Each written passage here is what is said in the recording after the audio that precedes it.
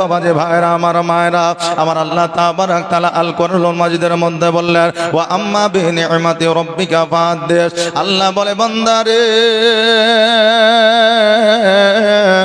তোমরা যারা আমার নিয়ামতের প্রশংসা করো আমি আল্লাহ আমার প্রশংসা করা হয়। জোরে বলেন সুবহানাল্লাহ।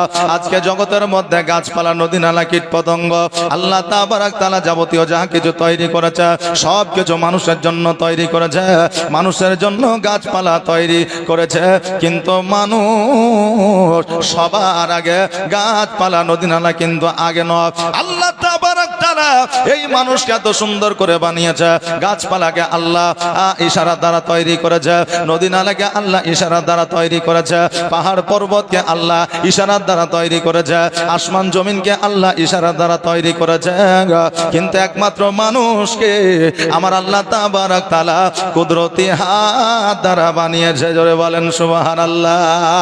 এই মানুষের মানে আপনার এই মানুষের মান ও সম্মানকে আমার আল্লাহ এত উঁচু করে দিয়েছে, এই মানুষের মান আর মর্যাদাকে এত উঁচু করে দিয়েছে। আল্লাহ তাবারাক তাআলা নিজেই বলে দিয়েছে আমি জাহান্নাম তৈরি করেছি ঠিকই, কিন্তু বান্দাদের যাওয়ার দেওয়ার জন্য নয়। এবার আমার আপনার প্রশ্ন হইতে পারে হুজুর গো আমাকে আপনাকে যদি জাহান্নামে না দেয় তবে জাহান্নাম কেন তৈরি করলো?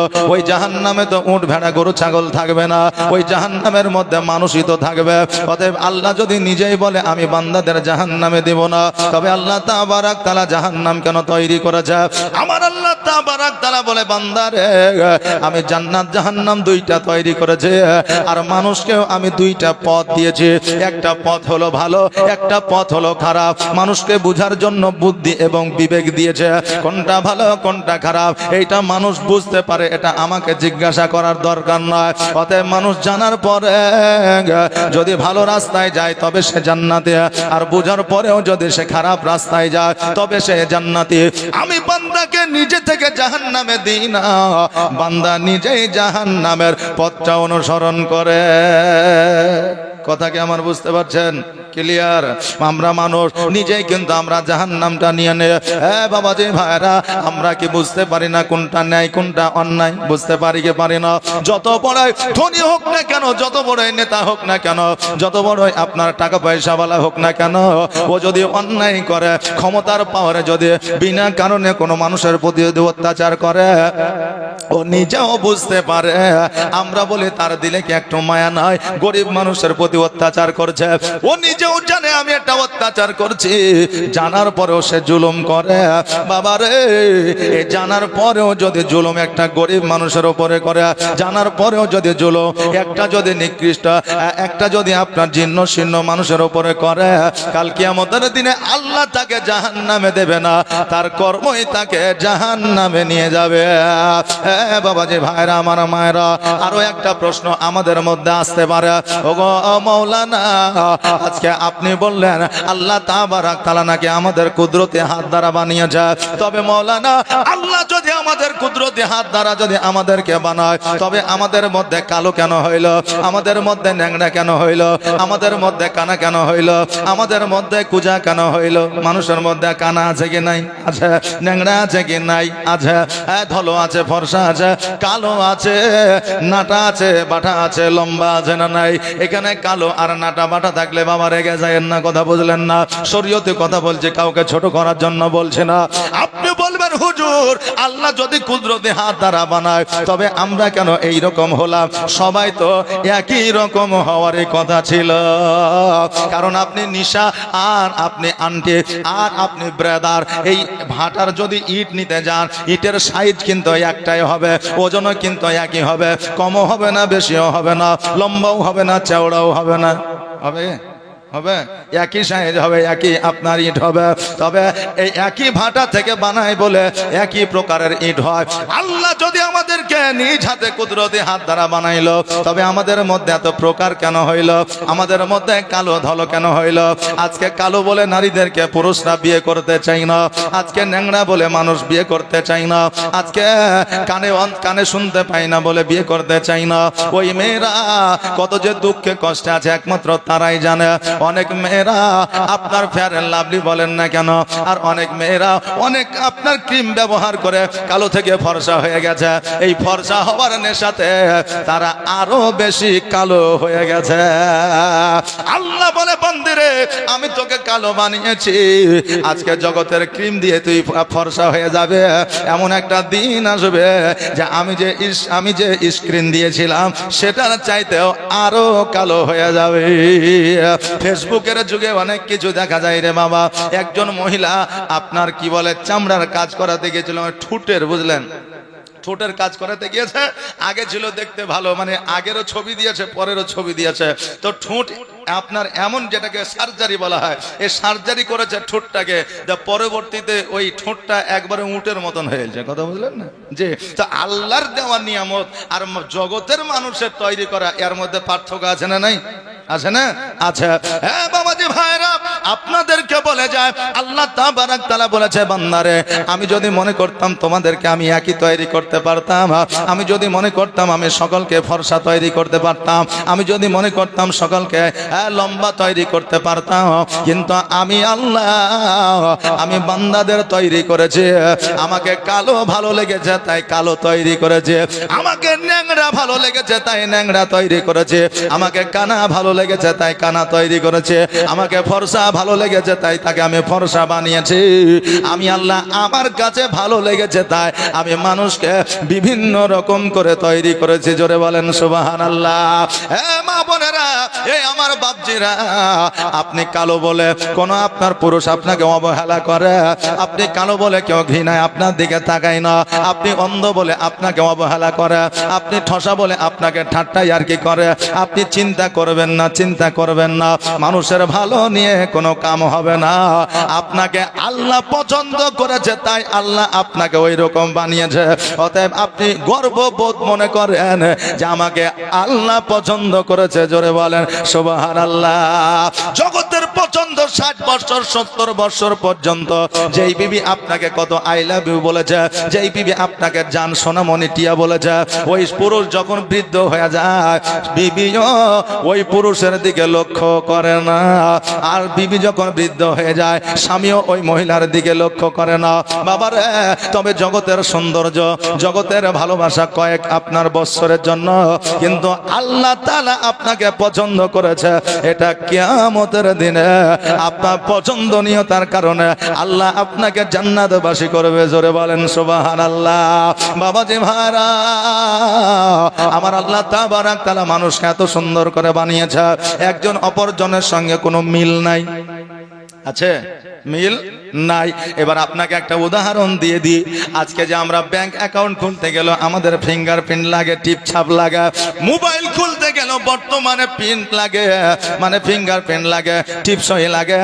আবার আমরা যখন ভোটের আধার কার্ড করতে যাই তখন কিন্তু আমাদের টিপসই লাগে না, লাগে না? আরে বাবা লাগে। আপনি কয়েক সিগনেচার করবেন, সই করবেন, ডুপ্লিকেট করবে, এইরকম প্লেয়ার অনেক আছে। আপনি যখন আপনার মতো করে একটা কিছু অ্যাকাউন্ট খুলবেন, আপনি যতই পাসওয়ার্ড দেন না কেন নাম্বার দিয়া, হ্যাকাররা আপনার পাসওয়ার্ড কিন্তু আপনার হ্যাক করে নেবে। কিন্তু আমার আল্লাহ তাবারাক তাআলা যে ফিঙ্গার দিয়েছে, এই ফিঙ্গার বিজ্ঞানীরা রিসার্চ করে দেখেছে পৃথিবীর কোটি কোটি মানুষ আছে, কিন্তু একজন অপরজনের সঙ্গে কারো ফিঙ্গার মিলবে না। জোরে বলেন সুবহানাল্লাহ। পৃথিবীর কোটি কোটি মানুষের ফিঙ্গার মিলবে না, তবে বাবা আমার আল্লাহ পাক রব্বুল আলামিন কত সুন্দর করে মানুষকে তৈরি করেছে। একবার দেখে যে একজন মানুষ কেন কোটি কোটি মানুষের সঙ্গে একজনের তুলনা অপরজনের সঙ্গে হবে না। জোরে বলেন সুবহানাল্লাহ। ওই আল্লাহ তাবারাক তাআলা পৃথিবীর মধ্যে বান্দাদেরকে নারী দিলেন নিয়ামত স্বরূপ, আপনার গাড়ি দিলেন নিয়ামত স্বরূপ, জমি জায়গা মাদ্রাসা স্কুল শিক্ষা দিলেন নিয়ামত স্বরূপ। এমনকি পৃথিবীর মধ্যে পয়গম্বর ওলিয়া উলিয়াকে আমার আল্লাহ তাবারাক তাআলা দিলেন নিয়ামত স্বরূপ। আর সবচাইতে আমাদের বড় নিয়ামত হলো আমার আকা মুস্তাফা মুহাম্মদুর রাসূলুল্লাহ সাল্লাল্লাহু তাআলা আলাইহি ওয়াসাল্লাম। আমার নবীর চাইতে বড় নিয়ামত পৃথিবীর মধ্যে আমার আল্লাহ আর কিছু দেয় না। আমার নবী মুস্তাফা সাল্লাল্লাহু তাআলা আলাইহি ওয়াসাল্লাম পৃথিবীর মধ্যে আসার পরে সবার আগে একটা কাজ করেছিলেন, যে কাজটা হলো নারীদের সম্মান বাড়িয়েছিলেন। জোরে বলেন সুবহানাল্লাহ। বেরাদার, আপনি বলবেন নারীদের সম্মান কবে বাড়াইলো? নারীদের সম্মান তো ইদানিং আমাদের সরকার বাড়াইছে। কেমন করে? বলে লক্ষ্মী ভান্ডারের টাকা দিচ্ছে, বলে রূপশ্রী টাকা দিচ্ছে, শুভশ্রী টাকা দিচ্ছে, তারপরে এর টাকা দিচ্ছে, ওর টাকা দিচ্ছে। এতদিনে তো নারীদের সম্মান বাড়িল। আগে তো নারীদের কোনো সম্মান বলতে কিছু ছিল না। অনেকে আছে না, আছে না, বলে কি বলে না? আজকে নিউ কোয়ালিফাই নতুন যুবকদের যদি জিজ্ঞাসা করা হয় নারীদের সম্মান কে বাড়িয়েছে, বলবে স্বামী বিবেকানন্দ বাড়িয়েছে, বলবে রবীন্দ্রনাথ ঠাকুর বাড়িয়েছে, বলবে শরৎচন্দ্র বানিয়েছে, বলবে আপনার বিদ্যাসাগর বাড়িয়েছে।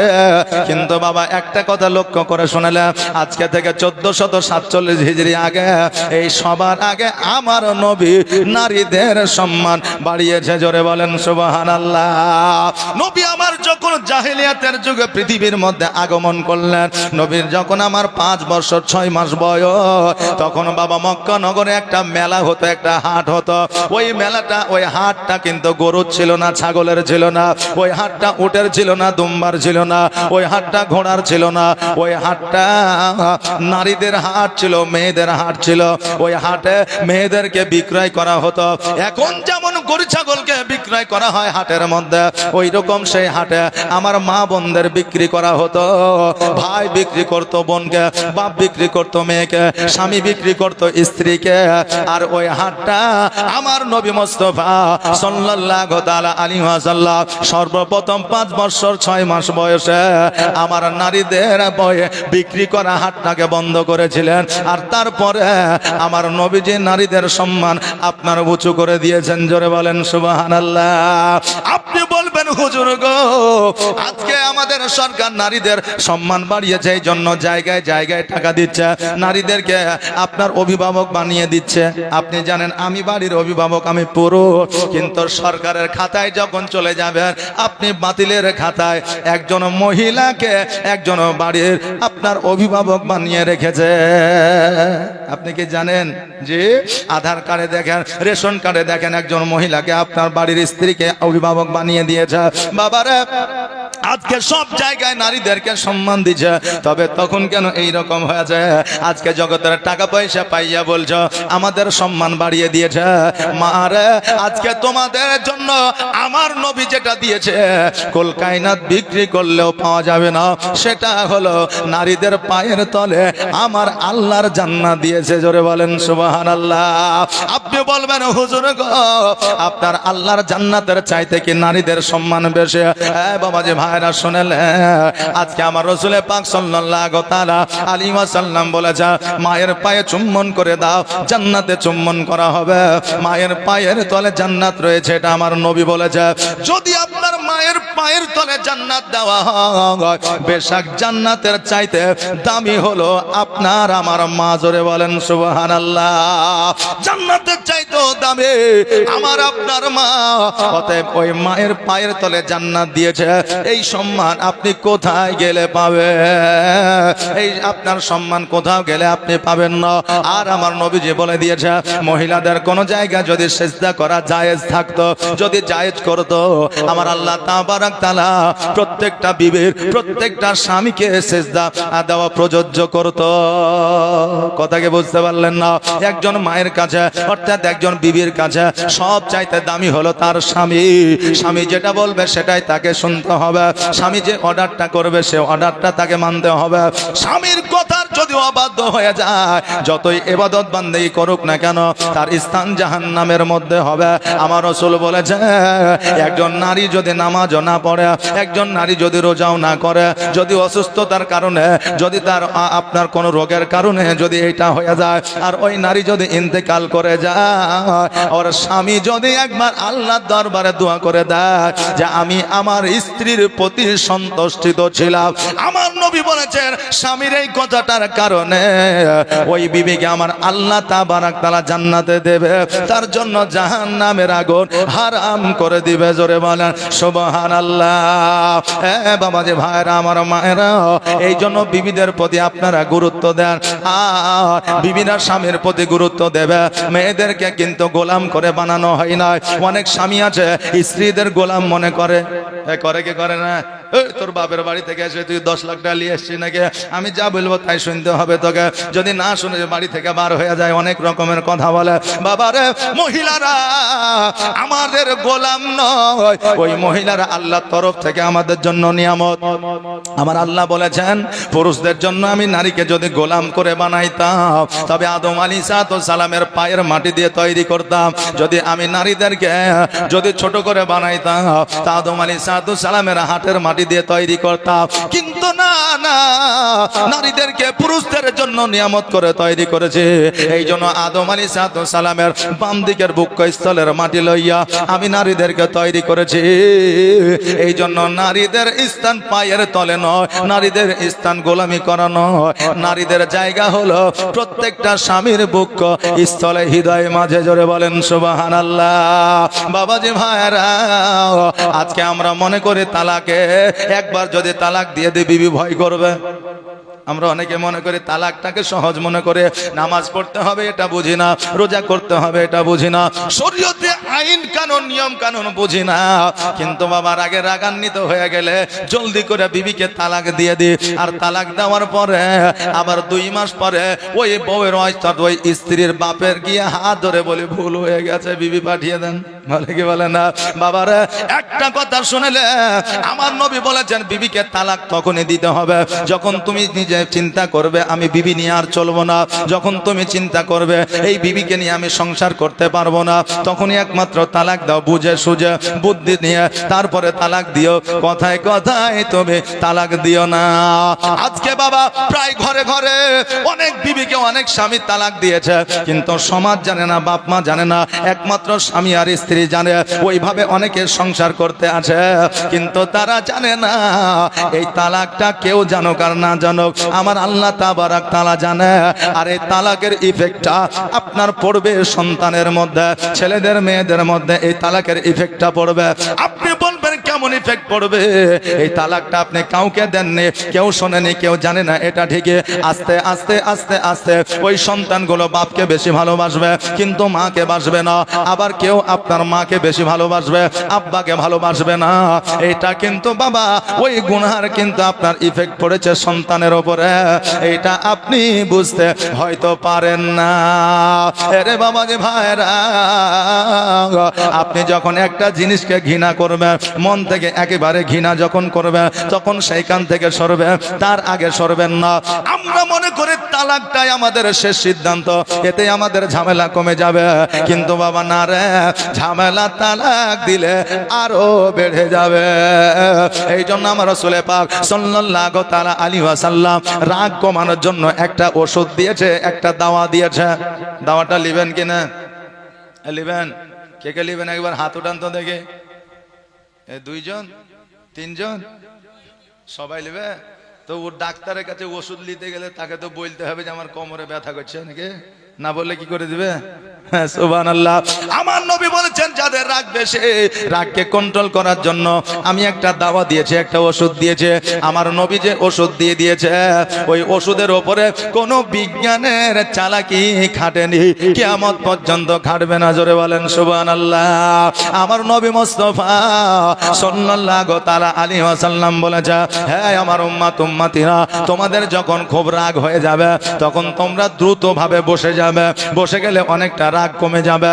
বসেও যদি রাগ না কমে তোমরা জলদি করে শুয়ে পড়বে, আর শুয়ে গেলে তোমাদের সব রাগ কমে যাবে। জোরে বলেন সুবহানাল্লাহ। বেরাদান মিল্লাত ইসলামিয়া, এই জন্য আমরা বিবিদেরকে খ্যাচখ্যাচ করব না, নাক দেখাবো না, মুখ দেখাবো না। বিবিদেরকে আমরা কোনো রকমের বলবো না বাড়ি থেকে বার হয়ে যায়। সব চাইতে নিকৃষ্ট কথা হলো বিবিদেরকে যারা বলে বাড়ি থেকে বার হয়ে যা, এই কথাটাই আমার আল্লাহ তাবারাক তাআলা পর্যন্ত নারাজ হয়ে যায়। বাপের বাড়িতে 16 বছর, 18 বছর, 20 বছর লালিত পালিত হওয়ার পরে ওই বাপের বাড়িটা ছেড়ে স্বামীর বাড়ি আসে, স্বামীর বাড়িতে সারা জীবন কাটিয়ে দিব বলে।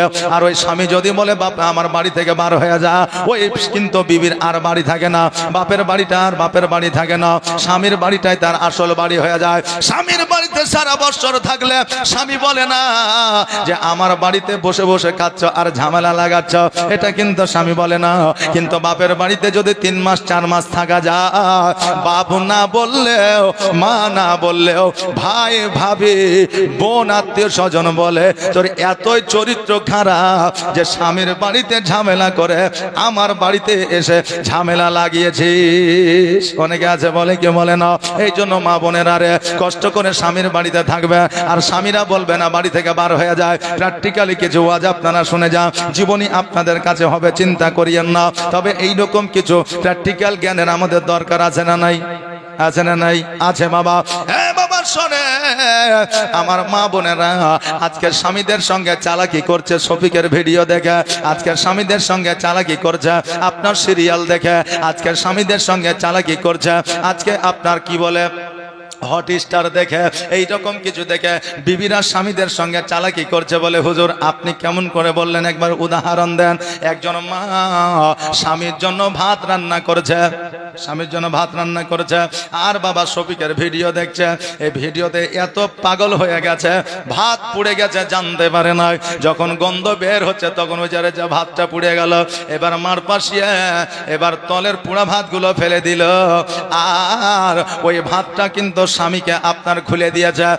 বাবা পুরা ভাত যদি ফেলে দেন তবে ভাতটা পুরা দেখতে পাবেন না, কিন্তু পুরা যে গন্ধটা আছে ওই গন্ধটা দূর হবে না, হবে না।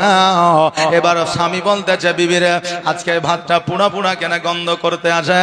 এবার বিবি বলছে এই রে গেল। এবার যদি বলে ভাত পুড়ে গেছে, স্বামী তো রেগে গিয়ে বলবে কি করে পুড়লো, হয়তো মারও হইতে পারে, না হলে অন্য গরম দেখিয়ে কথা বলবে।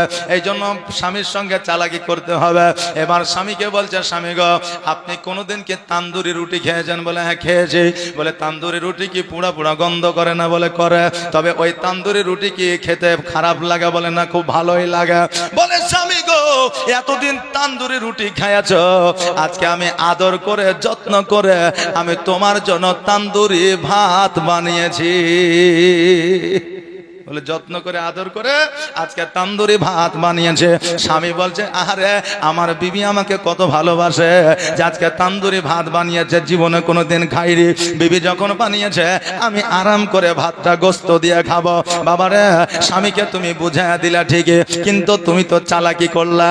এই চালাকি কাল কিয়ামতের দিনে যখন ধরা পড়ে যাবে, তুমি যদি স্বামীকে ভালোবাসো তবুও তোমাকে ওই স্বামীর সঙ্গে জান্নাতে দেওয়া হবে না। আর স্বামীকে যদি ভালোবেসে চালাকি না করো, কিয়ামতের দিন ওই স্বামী যদি স্ত্রীকে চায় তো তোমাকে আমার আল্লাহ হুরের মতো চেহারা এবং ক্ষমতা দিয়া স্বামীর সঙ্গে জান্নাতবাসী করবে। জোরে বলেন সুবহানাল্লাহ। বাবাজি ভাইরা আমার মায়েরা, বিবিদেরকে কেমন ভালোবাসতে হবে আর বিবিরা স্বামীদের কেমন ভালোবাসবে, আসেন আমার নবী মুস্তাফা সাল্লাল্লাহু তাআলা আলাইহি ওয়াসাল্লামের কাছ থেকে আমরা একবার দেখে নিই জীবনীটা শুনে, একটু ইতিহাসটা আমরা লক্ষ্য করে স্বামী স্ত্রী কেমন ব্যবহার দেখাতে হবে, কেমন ভাবে চলতে হবে একবার আমরা লক্ষ্য করব। তবে আমাদের জীবনটা পরিবর্তন হয়ে যাবে। আমার খাদিজাতুল কুবরা রাদিয়াল্লাহু তাআলা আনহা উনি পায়গাম পাঠালেন, চিঠি পাঠালেন কার কাছে? আমার নবীজির কাছে। বলে আমি আপনাকে ভালোবাসি, আমি আপনাকে বিবাহ করতে চাই, তবে আপনি যদি রাজি থাকেন আমাকে বিবাহ করতে পারে। আমার নবী বললেন, খাদিজার সৈন্য, তুমি যাও যাও খাদিজাকে বলে দাও আমার অভিভাবক আমার চাচারা আছে, অতএব আমার চাচারা যদি বিয়ে দেয় আমি বিয়ে করব, যদি না দেয় আমি বিয়ে করতে পারবো না, কারণ তারা যেখানে বিয়ে দেবে আমি নবী সেইখানে বিয়ে করব। এই কথাটা খাদিজার কাছে পৌঁছে গেল। খাদিজাতুল কুবরা রাদিয়াল্লাহু তাআলা আনহা এবারে আমিরে হামজার কাছে খবরটা পাঠাইলো। আমিরে হামজা ভাইদেরকে নিয়ে আলোচনা করলো। এবার তারা রাজি হইয়া গেল, যেহেতু খাদিজার 4টা সম্পদ আছে, অতএব খাদিজার সঙ্গে বিবাহ দিলে আমার নবীজির অভাব অনটন দূর হয়ে যাবে। তারা একটা কারণে বিয়ে দিয়েছে, কিন্তু আমার নবীজি তো কোনো সম্পদের অভাব নাই, এটা তারা জানে না। এবার আমার নবী বললেন, ওগো চাচা, আজকে খাদিজাকে আমি বিবাহ করব, কিন্তু আমার 3টা শর্ত যদি মেনে লয়। বলে কি কি শর্ত? বলে 1 নম্বর শর্ত হলো তার যত জমি জায়গা আছে সব জমি জায়গা দান করে দিতে হবে। 2য় নম্বর শর্ত হলো আমি যে কাপড়টা দিব সেই কাপড়টা তাকে পরিধান করতে হবে। 3য় নম্বর শর্ত হলো 7 দিন ধরে অনাহারে থাকলেও একটা খেজুর খেতে বসলে ফকির মিসকিন চলে আসলে নিজে না খেয়ে ফকির মিসকিনকে দিয়ে দিতে হবে। চাচা আমিরে হামজা মুচকি হাসি দিয়ে বলতেছে, ভাতিজা তুমি বিয়ে করবে না ডাইরেক্ট বলো, ইনডাইরেক্ট কেন বলছো? একজন রানী কোনোদিন সম্পদ সব দান করতে পারে না। একজন রানীর যার খাবারের অভাব নয় সে 7 দিন ক্ষুধার্ত থাকতে পারে না। যার কোনো চপ্পলের পোশাকের অভাব না, তোমার একটা পোশাকে সে জীবন যাপন করতে পারে না। আমার নবী বলে, চাচা আপনি শুধুমাত্র একবার গিয়ে বলে সে মানছে কিনা একবার দেখা। আমিরে হামজা কিন্তু ভয়ে আর গেল না। কয়েকদিন পরে খাদিজা যেন ডাক দিল, এবার বেরাদার, এবার আমিরে হামজা গেল। যাওয়ার পরে বলল, চাচা কি খবর, বিয়ে কি হবে না? বলে না না ভাতিজা রাজি হয় না। যখন এই কথা বলেছে খাদিজাতুল কুবরা রাদিয়াল্লাহু তাআলা আনহা অঝর নয়নে বাবা কান্না করতে আরম্ভ করেছে। আমিরে হামজা বলে, খাদিজা তুমি কান্না করিও না, কান্না করিও না, আমি তোমাকে বুঝায়া বলছে আমার নবী ডাইরেক্ট বলে নাই বিবাহ করব না, কিন্তু 3টা শর্ত দিয়েছে। বলে কি শর্ত বলো? বলে 1 নম্বর শর্ত তোমার সমস্ত সম্পদ দান করে দিতে হবে। 2য় নম্বর শর্ত হলো যে কাপড়টা দিবে সেটা পরিধান করে তোমাকে জীবন যাপন করতে হবে। 3য় নম্বর হলো 7 দিন অনাহারে থাকিয়া যদি একটা খেজুর খাইতে বসো ওই খেজুরটা কিন্তু তোমাকে ফকির মিসকিনকে দান করে দিতে হবে। খাদিজা বলছে, চাচা গো এই 3টা শর্ত দিয়েছে। বলে হ্যাঁ। বলে আর কি কোনো শর্ত আছে? বলে না। চাচা আজকে 3টা শর্ত তো দূরের কথা, আমার নবী যদি চাইতো আমার নিজের কলিজা পর্যন্ত বার করে দিতাম। জোরে বলেন সুবহানাল্লাহ। দরুদ পড়েন আল্লাহুম্মা সাল্লি মৌলানা মুহাম্মদ ওয়ালা আলিহি মৌলানা মুহাম্মদ সাল্লাল্লাহু তাআলা আলাইহি ওয়াসাল্লাম। খাদিজা বলে, চাচা গো আজকে আমার নবী মুস্তাফা সাল্লাল্লাহু তাআলা আলাইহি ওয়াসাল্লাম এই 3টা শর্ত তো দূরের কথা, নবী যদি চাইতো আমি নির্দ্বিধায় আমার কলিজাটা বার করে দিতাম। চাচা যাও যাও তুমি আমার নবীকে জানায় দাও আমি এই 3টা শর্তে রাজি হয়ে গেছি। নবী গো তোমার মতো এত ভালো, তোমার মতো এত ভালো কেউ তো আমায় বাসে না, তাই তো নবী আমি তোমার দিবানা, তাই তো রাসূল আমি তোমার দিবানা। জোরে বলেন সুবহানাল্লাহ। নবী গো তোমার মতো এত ভালো, তোমার মতো এত ভালো কেউ তো আমায় বাসে না, তাই তো নবী আমি তোমার দিবানা, তাই তো রাসূল আমি তোমার দিবানা। ও কি শুনেছে কিতাবের লেখা নবী ছাড়াই আমার জীবন ফাঁকা গো। ও কি শুনেছি কিতাবের লেখা, নবী ছাড়াই আমার জীবন ফাঁকা গো। নবীজিকে ভালো না বাসিলে, নবীজিকে ভালো না বাসিলে আল্লাহ পাওয়া যাবে না। তাই তো নবী আমি তোমার দিবানা, তাই তো রসুল আমি তোমার দিবানা। তোমার মতো এত ভালো, তোমার মতো এত ভালো কেউ তো আমায় বাসে না। তাই তো নবী আমি তোমার দিবানা, তাই তো রসুল আমি তোমার দিবানা। বাবাজি ভাইরা, আমার নবী মুস্তাফা সাল্লাল্লাহু তাআলা আলাইহি ওয়াসাল্লামকে আসার পরে বলল, ভাতিজা তুমি যে তিনটা শর্ত দিয়েছিলা ওই তিনটা শর্তে খাদিজা রাজি হইয়া গেছে। আমার নবী বলে, চাচা গো খাদিজা যদি রাজি হইয়া যায় আমি নবী আমিও রাজি আছি। বিবাহের দিন হয়ে গেল, আমার নবী মুস্তাফা সাল্লাল্লাহু তাআলা আলাইহি ওয়াসাল্লামের সঙ্গে খাদিজার যেন বিবাহ হয়ে গেল। ওই সময়তে মোহরানা আদায় করেছিল। বেরাদার, মোহরানার গুরুত্ব শরীয়তে আছে, পণের কোনো গুরুত্ব না। কিন্তু বাবা আমরা পণের উপরে গুরুত্ব দিয়ে মোহরানার উপরে গুরুত্ব আমাদের না। বিয়ের যখন দিন করতে যায়, ডেট ফিক্স করতে যায়, তখন মোহরানার আলোচনাটা পরে হয়, লেনদেনের আলোচনাটা কিন্তু বাবা আগে হয়। বলে কি দিবা একবার বলো, যদি ভালো লাগে তবে দিব, না হলে দিব না। এবার খাট পালং আর আপনার বাইক টাইক সবকিছু দিয়ে 4 লাখ টাকা বাজেট হইল। এবার মেয়ের বাপ বলছে তাহলে বিহাই একটা কাজ করেন, মেয়ের মোহরানাটা করেন। বলে 1000 একটা করো। আচ্ছা ওর মতো লেহাজ লজ্জার কার আছে? হ্যাঁ, যেদিকে 4 লাখ টাকা পড়লিছে ওইটা হলো হারাম, আর যেটা হালাল মোহরানা আদায় করা ওই হালালটাকে বলছে 1000 একটা করো। এখন যদি বর্তমানে সবচাইতে বেশি হয়তো 5000 থেকে 10,000 টাকা, তার বেশি কিন্তু বাবা হয় না, খুব কমই হয়। আর যদি 10,000-এর বেশি চলে যায় তবে বলে এটা বাকিতে করে দাও, ওই মেয়ে কবরে যাওয়া পর্যন্ত পাই না। কথা বলেন না, মোহরানা কিন্তু পাই না, বাকি বাকি থেকে যায়। হ্যাঁ বাবাজি ভাইরা, আমার মায়েরা রাগ করবেন না, বাবা যেটা বাস্তব সেটাই বাবা বলছে। আজকে আমার নবীজি সেই আমলে একটা নয়, দুইটা নয়, তিনটা নয়, 5টা নয়, 10টা নয়, আমার নবীজি খাদিজাতুল কুবরা রাদিয়াল্লাহু তাআলা আনহাকে 70টা উট দিয়া মোহরানা আদায় করেছিলেন। জোরে বলেন সুবহানাল্লাহ। বেরাদান মিল্লাত ইসলামিয়া, এবার আমার নবী মুস্তাফা সাল্লাল্লাহু তাআলা আলাইহি ওয়াসাল্লাম বিবাহ করার পরে স্বামী আর স্ত্রী একই ঘরে আছে। আমার নবী মুস্তাফা খাদিজার কোলে যেন মাথা দিয়ে আরাম করতে আছে। আর আমার নবীজির বাবরি চুল বড় বড়, চারিদিকে সমান চুল ছিল। এবার খাদিজা যেন চুলগুলোকে আপনার নাড়াচাড়া করছে, মাথাটাকে যেন নাড়াচাড়া করতে আছে। বাবারে, এই সময় খাদিজা আর আমার নবীজি গল্প করতে আছে।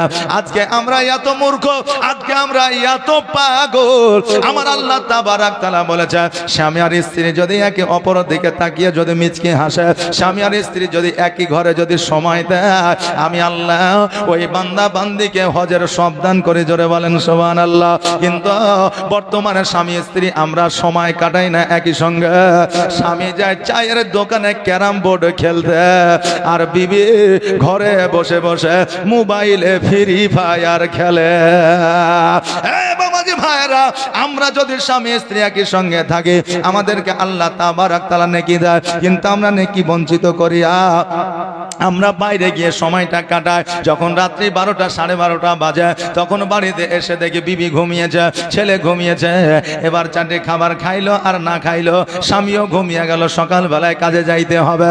এই মূলত কারণের জন্য অনেক পরিবারে পরকীয়া বেড়ে গেছে। বলে পরকীয়ার কারণটা কি বলো? বলে আমার স্বামী আমাকে সময় দেয় না, গল্প করে না, ফোন করে না, যার গুরুত্ব আমার উপরে নাই, তার সঙ্গে সংসার করে কি করব? কথা বল। বললেন না। বিবি যখন ফোন করে স্বামীকে বিরক্ত লাগে, পরের স্ত্রী যখন ফোন করে স্বামীকে তখন মজা লাগে, ভালো লাগে। এই জন্য অনেক পরিবারে বাবা তালাক হয়ে যাচ্ছে, পরকীয়ায় নারীরা যুক্ত হয়ে যাচ্ছে। শুধু মেয়েদের দোষ দেয়, আমার বিবি ভালো না, তুমি যে ভালো না, তোমার দিকেও একবার খেয়াল করো। কথা কি আমার বুঝতে পারছে? হ্যাঁ বাবা যে ভাইরা, আমার নবী মোস্তফার মাথাটাকে নাড়ছেন। এবার আমার নবীজি কথা বলতে বলতে, গল্প করতে করতে যেন বাবা ঘুমিয়ে পড়েছে। এবার খাদিজাতুল কুবরা রাদিয়াল্লাহু তাআলা আনহা উনি দেখছেন নবী আমার ঘুমিয়ে গেছে, আমিও এবার একটু আরাম করে নি, বিশ্রাম করে নি। এবার আমার মা খাদিজাতুল কুবরা রাদিয়াল্লাহু তাআলা আনহা যেন বাবা শুয়ে পড়েছেন, ঘুম চলে এসেছে। এবার যখন মধ্যরাত্রে, তখন খাদিজা চোখ খুলে দেখছে যেন ওই বিছানায় আমার নবীকে দেখা যায় না। যখনই দেখেছে নবী না, চট করে খাদিজার ঘুম ভেঙে গেছে। তার কারণ আগে যে স্বামীগুলোকে আপনার বিবাহ করেছিল, সেই স্বামীগুলো ইহজগৎ ছেড়ে পরজগৎ গমন করেছিল। এই জন্য খাদিজার মনের মধ্যে একটা ভয় আছে। এবার বাবা, এবার খাদিজাতুল কুবরা রাদিয়াল্লাহু তাআলা আনহা রাজপ্রাসাদে যেন আমার নবীকে খোঁজাখুঁজি করতে আছে, কিন্তু নবীকে খুঁজে পাওয়া যায় না। আমার খাদিজাতুল কুবরা একজন বাদশাহীর একজন রানী, ওই খাদিজা খালি পায়ে আমার নবীকে খোঁজার জন্য রাত্রি বেলায় বন জঙ্গলে বার হয়ে গেল। না জানি নবী কোথায় গেল, কোথায় গেল। আজকে আমাদের বাড়িতে স্বামীরা যদি রাগ করে বিবির সঙ্গে ঝামেলা করে যদি বার হয়ে যায়, বিবি 5 দিন হয়ে গেলেও খোঁজ খবর নেয় না যে তোর রাগ আছে, আমার রাগ আছে কিনা দেখ, শুধু তোর আছে নাকি আমারও রাগ আছে। এখন স্বামীরা যদি বলে বিবি একটু পাটা টিপে দেয়, বলে তুমি কি আমাকে পা টিপার জন্য নিয়ে এসেছো নাকি? কথা বলেন না, পা টিপতে আমি পারবো না। কিন্তু মা শোনো, একজন স্বামীর সেবা করলে আমার রাসূল কি বলেছে দেখেন, আমার নবী মুস্তাফা বলেছে, একজন স্বামী যখন কাজ করে ক্লান্ত হয়ে বাড়িতে এসে শুইবে, আমার ওই বিবি যখন স্বামীর হাত পা মাথাটা টিপে দেবে, ওই টিপার কারণে যদি স্বামী খুশি হয়ে যায়, আমার নবী বলেছেন ওই বিবির জন্য আল্লাহর জাহান্নাম হারাম হয়ে যায়। জোরে বলেন সুবহানাল্লাহ। একজন বিবির কাছে স্বামীর গুরুত্ব সব সময় বেশি, চাহে স্বামী পাগল হোক, চাহে স্বামী শিক্ষিত হোক, চাহে স্বামী যেমনই হোক না কেন, একজন বিবির কাছে একজন স্বামী রাজা মহারাজা। জোরে বলেন সুবহানাল্লাহ। বাবা যে ভাইরা, এবার খাদিজাতুল কুবরা রাদিয়াল্লাহু তাআলা আনহা খোঁজার জন্য বার হয়ে গেছে। সারা রাত যেন খোঁজাখুঁজি করেছে। সকালবেলা শুভে সাদেকের সময় হালকা হালকা যেন সবকিছু দেখা যাচ্ছে, অন্ধকারটা কেটে গেছে। বাড়ি আসার পথে লক্ষ্য করে দেখতে জানো আমার নবীজি একটা পাহাড়ের ওপরে সেজদায় পড়ে যেন কান্না করেছে। জোরে বলেন সুবহানাল্লাহ। আমার খাদিজা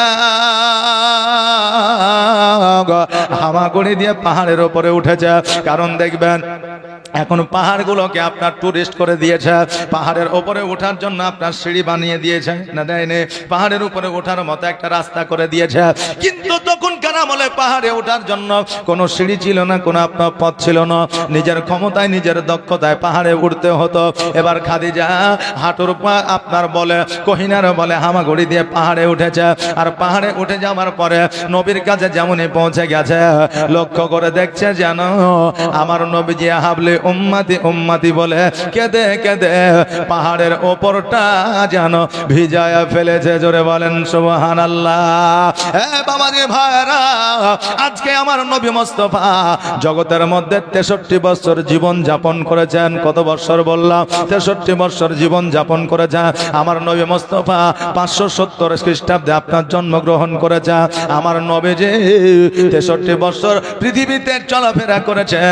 নবী আমার সর্বদা সর্বক্ষণ কেঁদেছে। কিন্তু আমার নবী কেন কেঁদেছে আমরা কি জানি?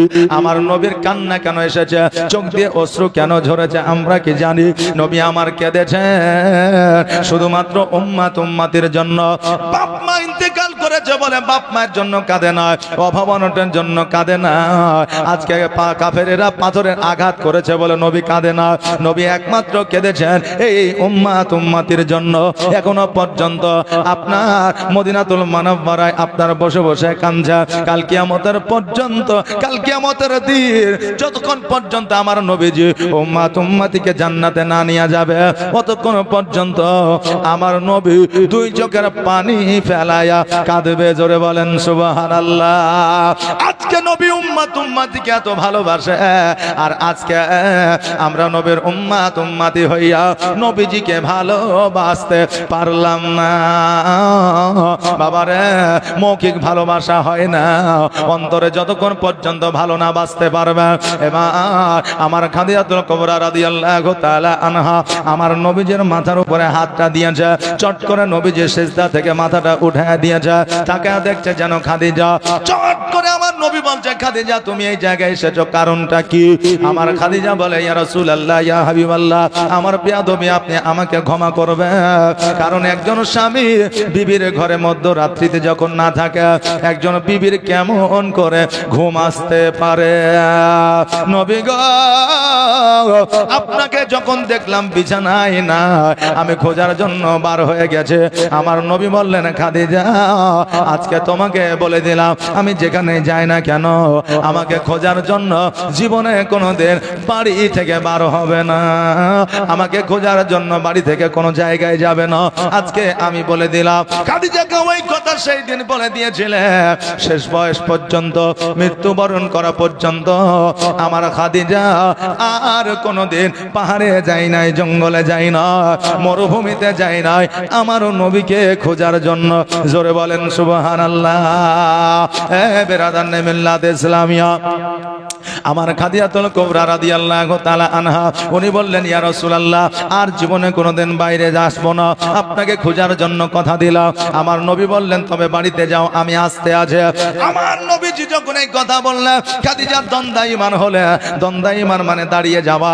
এবার যখন দাঁড়িয়ে গেলেন, খাদিজা যেন একটু উহ করে উঠেছে। নবী আমার বললেন, খাদিজা তোমার কি হয়েছে? তুমি কেন আহা করে উঠলে, কারণটা কি?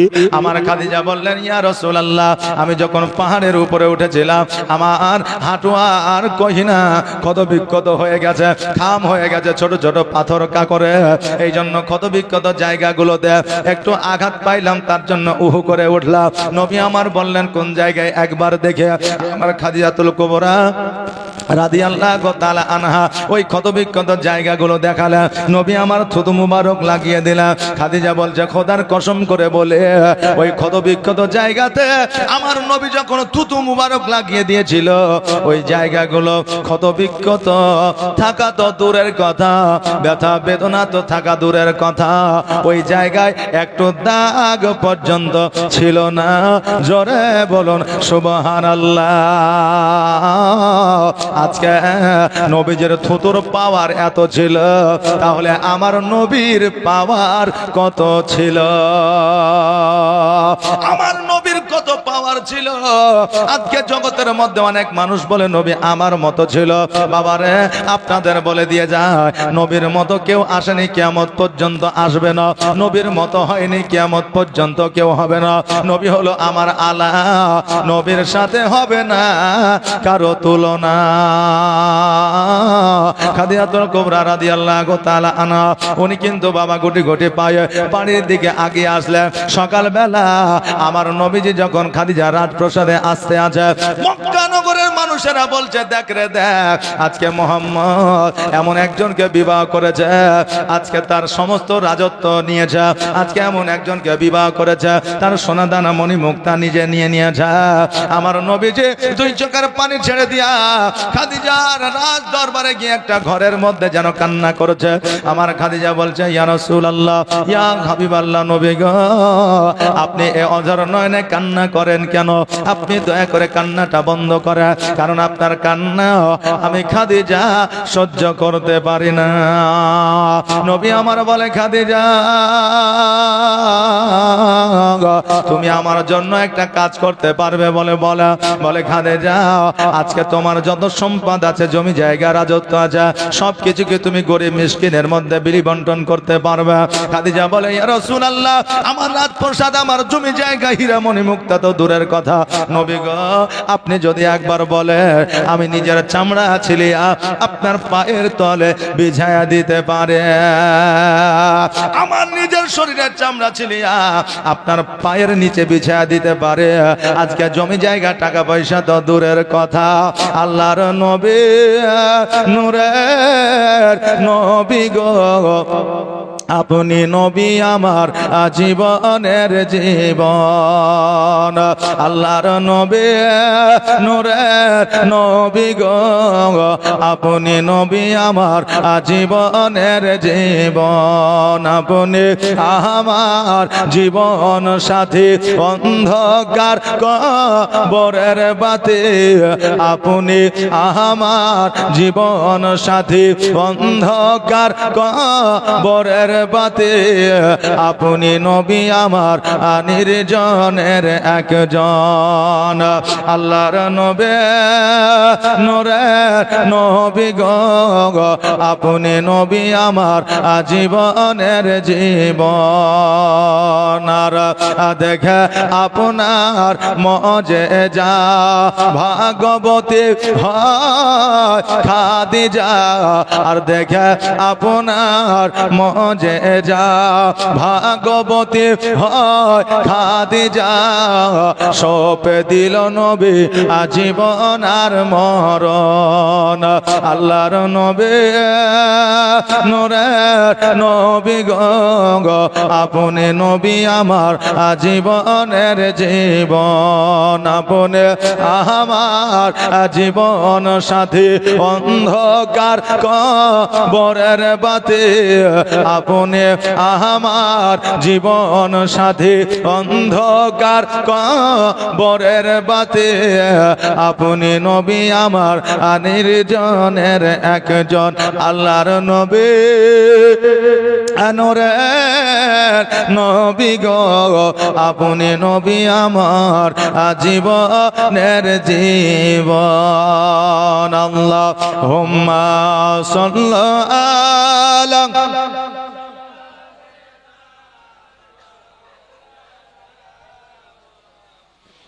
ওয়ালা আলে সাইয়্যিদিনা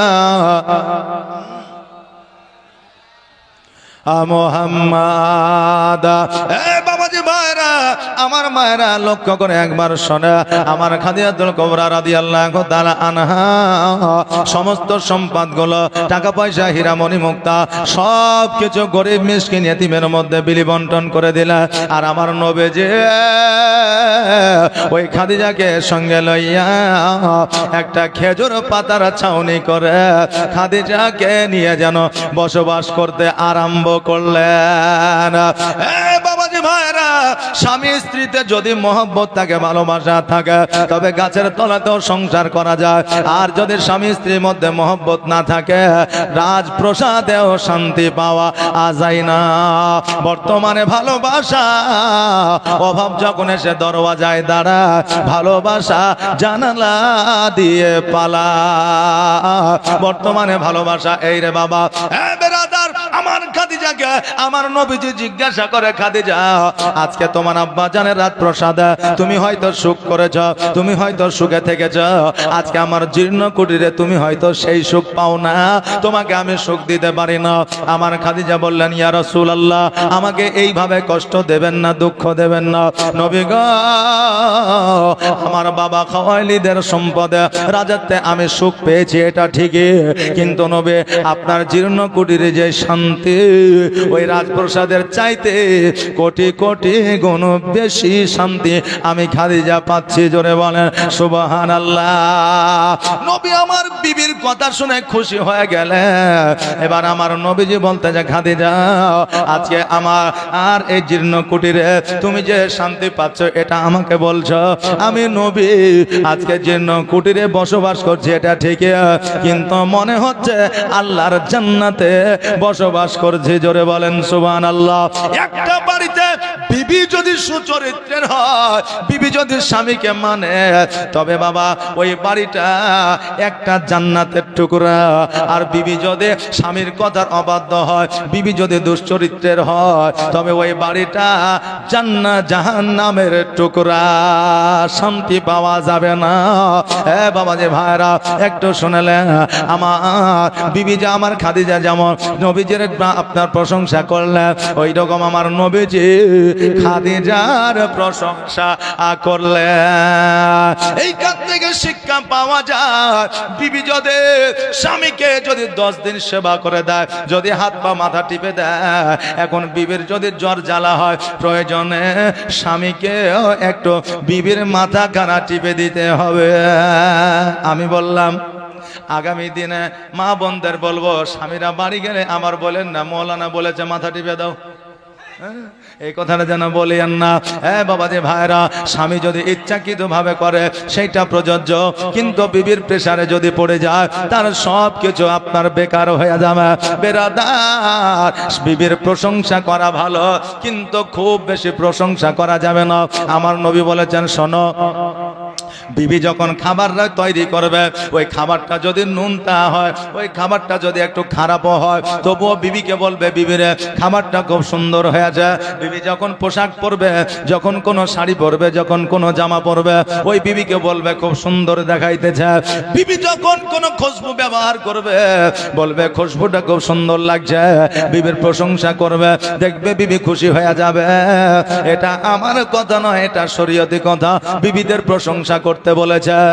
এই ওয়াজটা আমি এক জায়গায় করেছিলাম বাবা, যে বিবিদের খাবারের, বিবিদের পোশাকের, বিবিদের কথাবার্তার প্রশংসা করতে হবে, তবে বিবিরা খুশি হয়ে যাবে। ওই যুবক জালসা থেকে বাড়িতে গেছে, যাওয়ার পরে খেতে বসেছে। আপনাদের দিকে হয় না? জি, এখানে মানে খাবারের ব্যবস্থা আছে নাকি? নাই।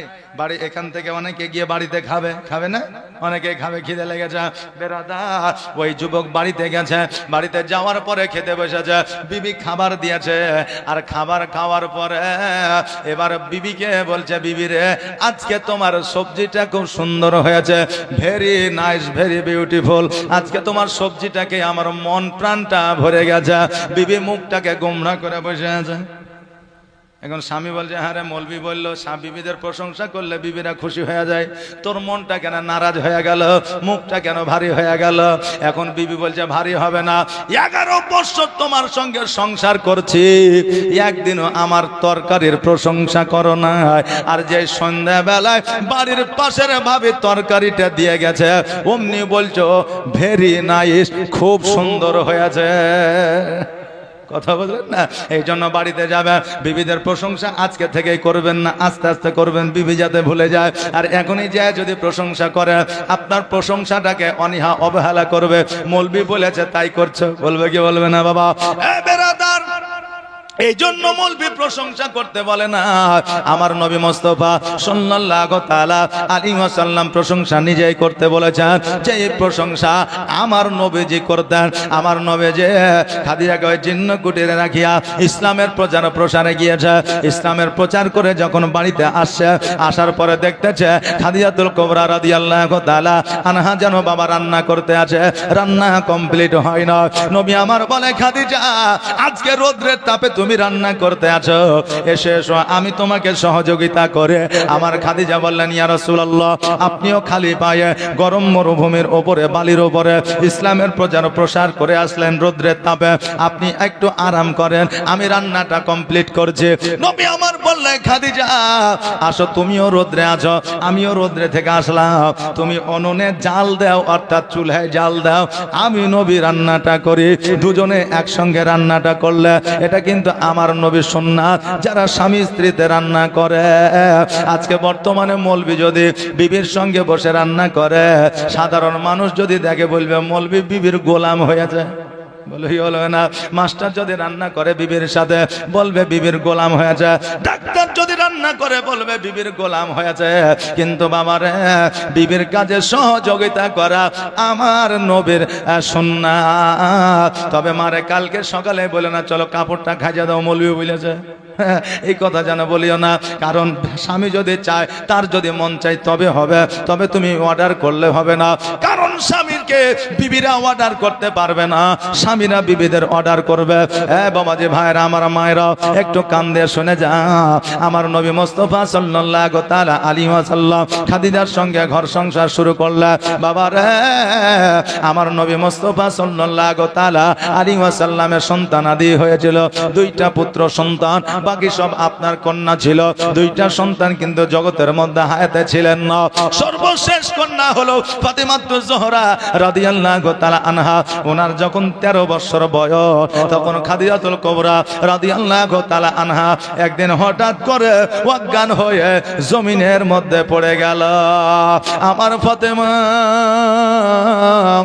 সঙ্গে সঙ্গে আমার নবীজির কাছে গেলে, যাওয়ার পরে বলে ইয়া রাসূলুল্লাহ, ইয়া হাবিবাল্লাহ, নবী গো জলদি করে বাড়িতে চলেন। বাড়িতে আমার মা অজ্ঞান হয়ে জমিনের মধ্যে পড়ে যায়। নবী আমার ছুটতে ছুটতে আসিয়া লোটাতে পানি নইয়া আমার খাদিজার মুখমণ্ডলের উপরে ছোটালে। খাদিজার যেন আপনার জ্ঞানটা ফিরে আসলো।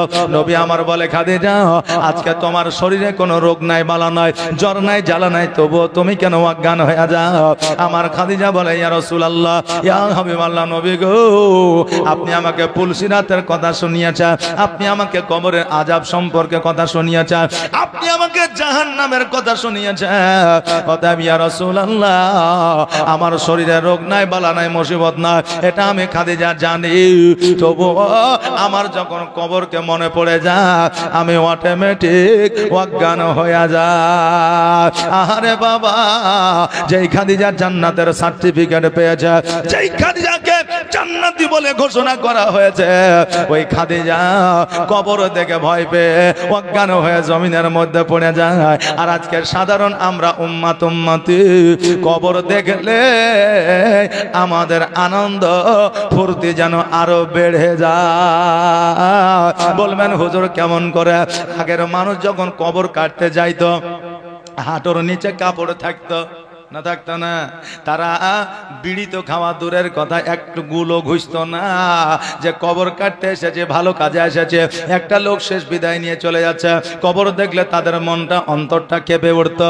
আর এখন বর্তমানে যখন কবর কাটতে যায়, কবরের নামলে দেখবেন আপনার বান্না মেরে আছে। বান্না মারা বোঝেন? বান্না মারা লুঙ্গি দোহরা করে পেছন দিকে গুঁজে না, ওটাকে বান্না মারা বলে। যে তো ওই রকম হাঁটুর উপরে কাপড় তুলে আপনার কবর কাটতে আছে। আর কবর কাটছে তো কাটছে, হাতে আপনার বিড়ি আছে, বিড়ি টানছে, ওদিকটা ভালো করে চরস করে দে, হ্যাঁ এদিকটা একটু চিকন করে দে, কথা বুঝলেন না? আপনার কবর কাটতে কাটতে বিড়ি টানছে। বাবা, ওটা একটা সভ্যতার জায়গা, ওইখানে আপনার নেশা আছে, ঠিক আছে। কবরের মধ্যে আপনি বিড়ি খাইয়া অসভ্যতা করিয়েন না। যদি আপনি থাকতে না পারেন, রোডের ধারে আসেন, ফাঁকা ময়দানে আসেন, বিড়িটা খান, গোলটা ঘোষেন, পানটা খান, তারপরে মুখটা ধুয়েলে, ধোয়ার পরে আবার কবর কাটাতে যুক্ত হয়ে যা। বেরাদার, আমি কাউকে ছোট করার জন্য বলছি না বাবা, কিন্তু বর্তমানে কবর নিয়ে মানুষের কতটা ভয় ভীতি আছে এটা বুঝাতে চাইছে। ভয় যদি থাকতো কবর কাটতে কাটতে বিড়ি খাইতো না, ভয় যদি থাকতো হাঁটুর ওপরে কাপড় তুলতো না, ভয় যদি থাকতো ওই কবরের পাশে বসে খাবার খাইতো না, ভয় যদি থাকতো পেশাব ফিরে এসে ওযু না করে কবরে নামিতো না। কিন্তু বাবা, কবর দেখে বর্তমান মানুষের ভয় নয়, কিন্তু আমরা জান্নাতি এটার কোনো গ্যারান্টি নয়। কিন্তু আমার খাদিজাতুল কুবরা রাদিয়াল্লাহু তাআলা আনহা, উনি কিন্তু বাবা জান্নাতি, আমার নবী জান্নাতি সার্টিফিকেট দিয়েছে। তবু আমার খাদিজা কবর দেখে ভয় পেয়ে অজ্ঞান হয়ে জমিনের মধ্যে পড়ে যাচ্ছে। এনাদেরকে তো মুমিন বলা হয়। আরে বাবা, আমার নবী বললেন, খাদিজা তুমি ভয় করিও না, কারণ হইল আমি তোমাকে জান্নাতের সার্টিফিকেট দিয়েছে। কাল কিয়ামতের দিনে আল্লাহ তোমাকে জান্নাতি বানাইবে। কবরে মুনকার নাকির পর্যন্ত আসবে না, ডান দিকের মাটি বাম দিকের মাটি তোমাকে চাপ দেবে না। খাদিজা বলে ইয়া রাসূলুল্লাহ, ওই কবরে আমার সঙ্গে তো কেউ থাকবে না, তবে নবী গো আমাকে যখন বিবাহ করেছিলেন তিনটা শর্ত দিয়েছিলেন, আমি জগতের মধ্যে আর বেশি দিন থাকবো না, আমাকে তিনটা ওসিয়ত আপনি দেবে। আমার নবী বললেন খাদিজা তোমার তিনটা ওসিয়ত কেন? তুমি চাইলে আমি 3000 কেন শত শত ওসিয়ত আমি তোমার পূরণ করব, শুধু তুমি আমাকে একবার বলো। কিন্তু তুমি কবর নিয়ে চিন্তা করিও না, কারণ পৃথিবীর মধ্যে প্রত্যেকটা রোগের ওষুধ আছে, কিন্তু মানসিক টেনশনের কোনো ওষুধ না। আমার নবী বললেন খাদিজা তুমি চিন্তা করিও না, তবে তোমার ওসিয়তটা কি বলো? বলে আমার প্রথম ওসিয়ত হলো আমি যখন মারা যাব আমার গোসলখানা নবী আপনি বানায়া দিবেন, জগতের কোনো যেন নারী আমার গোসল না বানায়া দেয়। নবী আমার বলে খাদিজা একজন নারী যখন ইন্তেকাল করে ওই নারীর গোসল নারীরা বানায়া দেয়, আমি কেন তোমার গোসল বানায়া দেব? খাদিজা বললেন ইয়া রাসূলুল্লাহ, আমি খাদিজা আপনার বিবি, আপনার জাওজাত। ওগো নবীজি আজকে আপনি ছাড়া আজকে মক্কা নগরের নারীটা পুরুষরা তো দেখা দূরের কথা, নারীরা কখনো আমাকে দেখে না। আহারে আজকে নারীদের পর্দার গুরুত্বটা কত দেখে। আজকে কথায় আছে জর্দা ছাড়া পানের গুরুত্ব তখনই হয় যখন ওই পানের জর্দা থাকে। একজন মহিলার গুরুত্ব তখনই বেড়ে যায় যখন ওই মায়ের পর্দা থাকে। আর একজন পুরুষের গুরুত্ব তখনই বেড়ে যায় যখন ওই পুরুষের ধারও দেনা থাকে। কথা বুঝলেন না? হ্যাঁ বাবাজি ভাইরা, তাই আমার মায়েরা যদি পর্দা করে ওই মায়েদের গুরুত্ব কমে যায় না, বরঞ্চ ওই মায়েদের গুরুত্ব বেড়ে যায়। আমার আল্লাহ তাবারাক তাআলা ওই পর্দাশীল মায়েদের মান ও সম্মানকে উঁচু করে দেয়। জোরে বলেন সুবহানাল্লাহ। আমার খাদিজা বললেন ইয়া রাসূলুল্লাহ, পুরুষেরা দেখা তো দূরের কথা, আমাকে মক্কার নারীরা পর্যন্ত দেখে না। ওগো হুজুর আমার গোসলটা আপনি এই জন্য বানায় দেবেন জগতের কেউ যেন আমাকে না দেখে। নবী আমার বললেন খাদিজা তুমি যখন তোমার গোসল বানিয়ে দেওয়ার ওসিয়ত বলতে আছো, আমি নবী তোমার গোসল বানিয়ে দেব।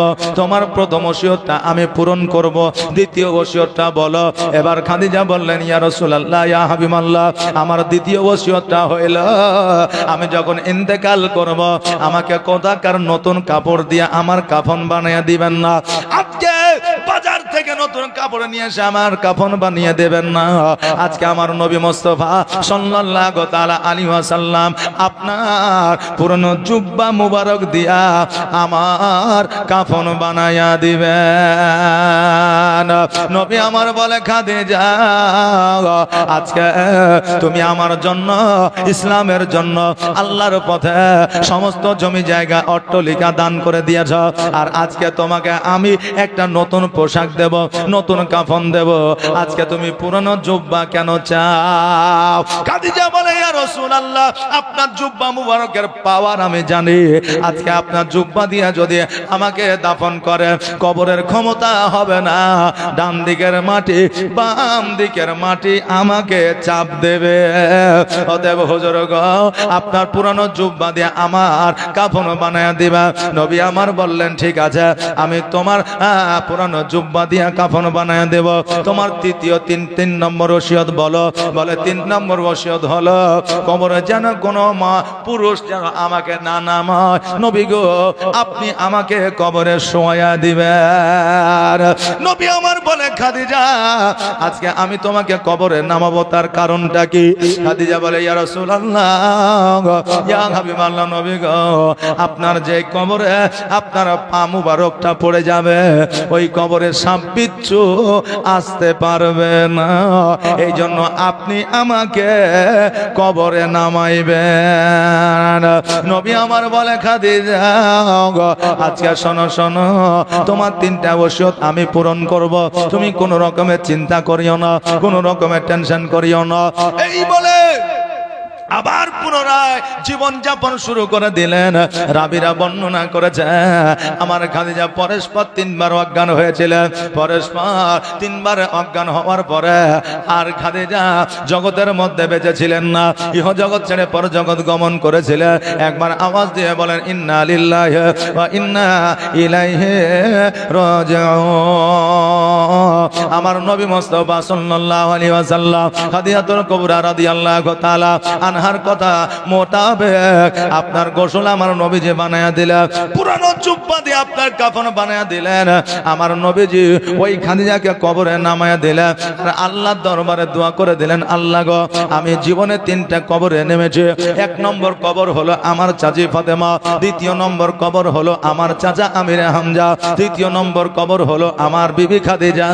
ওগো আল্লাহ আমি যার কবরে নেমেছি ওই কবরে আপনি জান্নাতের বিছানা বিছায়া দিয়ে যা। আল্লাহ গো আজকে খাদিজার কবরে তুমি জান্নাতের বিছানা বিছায়া দাও। আমার নবীজি বলে ইয়া রাসূলুল্লাহ আজকে আপনার দোয়া ফিরায়া দিব না, আগেও ফিরায়া দিই না, কিয়ামত পর্যন্ত ফিরায়া দিব না। আজকে যে খাদিজা ইসলামের জন্য এত কিছু করেছে, আমি আল্লাহ খাদিজার কবরে জান্নাতের বিছানা বিছায়া দিলাম। নবী মুস্তাফা সাল্লাল্লাহু তাআলা আলাইহি ওয়াসাল্লাম ওই কবর থেকে আপনার উঠলাম, ওঠার পরে দাফন করে দিলাম। রাবিরা বর্ণনা করে যা ওই খাদিজার কবর থেকে 1 দিন নয়, 2 দিন নয়, 3 দিন নয়, 4 দিন নয়, 7 দিন পর্যন্ত খাদিজার কবর থেকে নবী আমার কোথাও যায় না। আমার নবীজি খাদিজাকে এত ভালোবাসতেন। মা বোনেরা স্বামীদেরকে এত ভালোবাসা দাও, স্বামীদের কথায় এত গুরুত্ব দাও যে তুমি মারা গেলে তোমার স্বামী যেন তোমার উপর থেকে মায়া যেন না সরিয়ে নেয়। আজকে বর্তমানে বিবি মারা গেলে 7 দিন পর মিলাদ করে 40 করার আগে বউলিয়া বাড়িতে আসছে না, আসছে না বাবা? হচ্ছে বেরাদার আজকে ওই বিবিরা আপনার জন্য কত কষ্ট করে যায়। ওই বিবির জন্য কমসে কম একটু দুয়ার মাহফিল করেন। বিয়ে যদি আপনার প্রয়োজন হয় সেটা করতে হবে, শরীয়ত মোতাবেক সেটা জায়েজ আছে। তবে বাবা আমার নবী খাদিজাকে এত ভালোবেসেছিলেন যে আয়েশা সিদ্দিকা রাদিয়াল্লাহু তাআলা আনহার সম্মুখে ঘন ঘন ওই খাদিজার নাম প্রশংসা করতেন। আরো যিনারা বিবি ছিলেন তিনাদের কাছেও আমার নবীজি ওই খাদিজার প্রশংসা করতেন। একদিন আয়েশা সিদ্দিকা রাদিয়াল্লাহু তাআলা আনহা বলতেছে ইয়া রাসূলুল্লাহ আজকে আমি আপনার বিবি, আপনার যত প্রকার সেবা আছে আমি করি, আপনার যত্ন করে আপনার সব কাজ আমি করে দিই, তবুও খাদিজার প্রশংসা বেশি বেশি করেন কেন? একটু আমি শুনতে চাই। এখানে কোনো হিংসা নাই, এখানে কোনো বিবাদ না, তবে আমি আপনার কাছ থেকে জানতে চাই। বাবা রাসূল পাক সাল্লাল্লাহু তাআলা আলাইহি ওয়াসাল্লামের কাছ থেকে আমার আয়েশা জানতে চেয়েছে, আর আমার নবীজি বলেছে আজকাল আমার আপনার বিবিরা যদি জিজ্ঞাসা করে ভালোবেসে মিচকি হাসি দিয়া যে বাজারে গিয়েছিলা কি কি করেছে একবার বলো, খবরদার বলিয়েন না, কারণ ওইটা বলবে সেই দিন কিছু বলবে না। 40 বছর পরেও যদি ঝামেলা হয় তো ওই বাজারের কথাটা আপনাকে বলবে। কথাটা বুঝলেন না? তারা সব কিছু বলে যায়। এই গাড়ির চাবি কোথায় রেখেছে বলে মনে নাই, তুমি দেখে লাও গা। বলে আমি মোবাইলটা কোথায় রেখেছি বলে জানি না। বলে বিবি আমার যে 400 টাকা আমি বালিশের তলে রেখেছিলাম তুমি কোথায় রেখেছ? জানি আমি, তুমি নিয়েছ। বিবি বলবে কে জানি কোথায় রেখেছে, আলমারিতে না সুকেশে না আলনাতে না মিটকেশে কোথায় রেখেছি আমি ভুলে গেছি, খুঁজে পরে বলবো। কিন্তু কোনোদিন আপনি রাস্তা দিয়ে যাচ্ছিলেন, কোনো বান্ধবীর সঙ্গে কথা বলেছিলেন, বিবি দেখেছিল ওই যে কথা বলার দিনটা, সময়টা, ডেটটা তারা ভুলবে না, কিয়ামতের আগে পর্যন্ত আপনাকে বলবে। কথা বলেন না বাবা। এই জন্য বিবিদের সবকিছু খুলে বলবেন না। বর্তমানের বিবি আর আগেদের বিবিদের মধ্যে অনেক তফাৎ আছে রে বাবা। এ বেরাদার, একটা কথা বলে যা, আমার নবী মুস্তাফা সাল্লাল্লাহু তাআলা আলাইহি ওয়াসাল্লাম বললেন, এ আয়েশা শোনো রে, আজকে আয়েশা আমার খাদিজাতুল কুবরা রাদিয়াল্লাহু তাআলা আনহা যত সেবা যত্ন আমার করেছে, তার চাইতেও বেশি সেবা যত্ন তুমি যদি করো, তবু আমার মুখ থেকে খাদিজার প্রশংসা ফুরাবে না। জোরে বলেন সুবহানাল্লাহ। বিবি হতে হলে এই রকম বিবি হতে হবে যে স্বামী মরা পর্যন্ত ওই বিবিকে ভুলতে পারবে না। কিন্তু আমাদের বর্তমানে ভালোবাসা তো বাবা মুখে, অন্তরে নাই। আগের বাবাজিরা আপনার ওই বিবিদেরকে আই লাভ ইউ আনলিমিটেড বলতো না, বলতো না কে বলতো না। কিন্তু বর্তমানে শানু আপনার সোনামণি জানুটি অনেক কিছুই বলে বাইকে নিয়ে ঘরে, আমরা মনে করি না জানি কত ভালোবাসা, কিন্তু বাবা ভালোবাসাটা মুখে, অন্তরে কিন্তু বর্তমানে ভালোবাসা কম। এখন সার্থকতাটা বেশি, স্বার্থের মধ্যে ভালোবাসাটা বেশি, বিনা স্বার্থে ভালোবাসাটা কম। একজনের বিবি মারা গেছে, মানে স্ত্রী মারা গেছে, ভালোবাসা মৌখিক লোক দেখানো, এটা আপনাদের বোঝাতে চাইছি। একজনের বিবি মারা গেছে, পরের দিন স্বামী আপনার কবরে হাওয়া করছে পাখা দিয়ে। এখন গায়ের মানুষ মনে করছে আহারে তার বিবিকে সে কত ভালোবাসে, মারা গেছে তাও কবরে হাওয়া করছে। বলবে কি বলবে না? এই বলবে কি বলবে না? বলবে। এখন গ্রামের কিছু মানুষ গিয়ে বলছে চাচা এইভাবে হাওয়া করিয়েন না, কারণ হাওয়া কবরে পৌঁছাবে না। আপনি চাচিকে নিয়ে চিন্তা করিয়েন না, চলেন বাড়ির দিকে চলেন। বলছে আমি যেটা করছি সেটা করতে করি, তোমরা যেখানে যাচ্ছ সেখানে যাও। বলে চাচা গো, চাচিকে আপনি এত ভালোবাসেন? চাচা বলছে খ্যাপা কোথাকার ভালোবাসা, ভালোবাসা ভালোবাসা কাকে বলে জানি না, তবে আমি হাওয়া করছি এই কারণে একবার শুনেলে। আমার বিবি যখন ইন্তেকাল করে তার আগে ওসিয়ত করেছে, স্বামী গো আমি মারা গেলে তুমি বিয়ে করবা, এটা আমি জানি, কিন্তু আমার কবরটা যতদিন না শুকাবে অতদিন তুমি বিয়ে করিও না।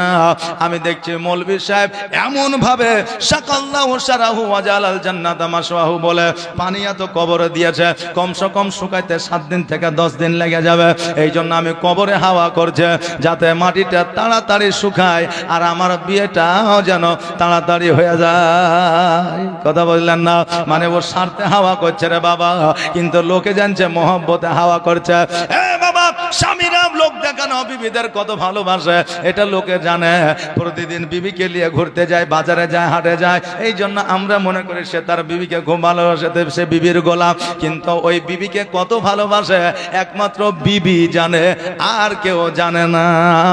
এই জন্য আমার নবীজি বলেছে একজন স্বামী ওই বিবির কাছে যদি ভালো হয়ে যায় সে সর্ব জায়গায় ভালো হয়ে যাবে। জোরে বলেন সুবহানাল্লাহ।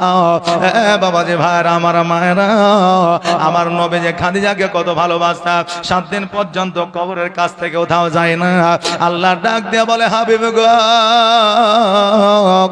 আজকে আপনি 7 দিন পর্যন্ত খাদিজার কবরের কাছে আছেন। আজকে আপনি যদি এইখান থেকে বাড়িতে না যান, ইসলামের প্রচার ও প্রসারের জন্য না যান, আমি আল্লাহ জগৎ আর আগে বাড়াবো না, আমি কিয়ামত এনে দেব। আমার নবীজি বললে আল্লাহ গো, জগতে আসার আমার একটা মাত্র উদ্দেশ্য, সেটা হলো ইসলামের প্রচার ও প্রসার করা। অতএব আল্লাহ আজকে আমি ইসলামের প্রচার ও প্রসারের জন্য আমি আর খাদিজার কবরের কাছে থাকবো না, আমি সারা দেশে ইসলামের প্রচার ও প্রসার করব। নবীর প্রেমে পাগল হইলে, নবীর প্রেমে পাগল হইলে আমার আল্লাহ তাআলা খুশি। নবীর দরুদ পড়ো দিবানে সে, নবীর দরুদ পড়ো দিবানে সে। নবীর প্রেমে পাগল হইলে, নবীর প্রেমে পাগল হইলে আমার আল্লাহ তাআলা খুশি। নবীর দরুদ পড়ো দিবানে সে, নবীর দরুদ পড়ো দিবানে সে। ও কি নবীর প্রেমে পাগল হইলে আমার আল্লাহ তাআলার দিদার মিলে গো ও কি নবীর প্রেমে পাগল হইলে আমার আল্লাহ তাআলার দিদার মিলে গো থাকো যদি যদ বাহালে থাকো যদি যদ বাহালে হইয়া প্রেম দাসে নবীর দরুদ পড়ো দিবানে সে নবীর প্রেমে পাগল হইলে নবীর প্রেমে পাগল হইলে আমার আল্লাহ তাআলা খুশি নবীর দরুদ পড়ো দিবানে সে আল্লাহুম্মা সাল্লি আলা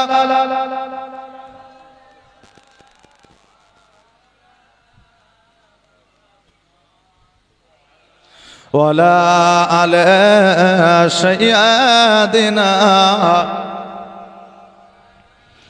মুহাম্মাদ। বাবাজি ভাইরা আমার মায়েরা একটু কান দিয়ে শুনবেন গো আমার নবী মুস্তাফা সাল্লাল্লাহু তাআলা আলাইহি ওয়াসাল্লাম ইসলামের যে প্রচার ও প্রসার করেছেন আমার নবী কোন মানুষকে দেখে কি অবহেলা করেছে করেছে কোন আলেম বলতে পারবে পারবে কোন মোল্লা বলতে পারবে পারবে না কোন বিজ্ঞান বলতে পারবে না কোন দার্শনিক বলতে পারবে না আমার নবী জৈন খ্রিস্টান ইহুদি নাসারা প্রত্যেককে সহযোগিতা করেছে হেল্প করেছে কেউ অন্ধ হয়েছে আমার নবীজির পায়ের ধুলো মুবারক দিয়েছে তার অন্ধ চোখ ভালো হয়ে গেছে কারো চাদরের প্রয়োজন হয়েছে আমার নবী নিজের গায়ের চাদর দিয়ে দিয়েছে কারো খাবারের প্রয়োজন হয়েছে আমার নবী নিজে না খাইয়া দিয়ে দিয়েছে আজকে বর্তমানে আমরা 4টা পয়সা রোজগার উপার্জন করতে শিখেছি রে বাবা আমরা মানুষ হইয়া মানুষকে ঘৃণা করি মানুষ হইয়া মানুষকে ভালোবাসতে পারলাম না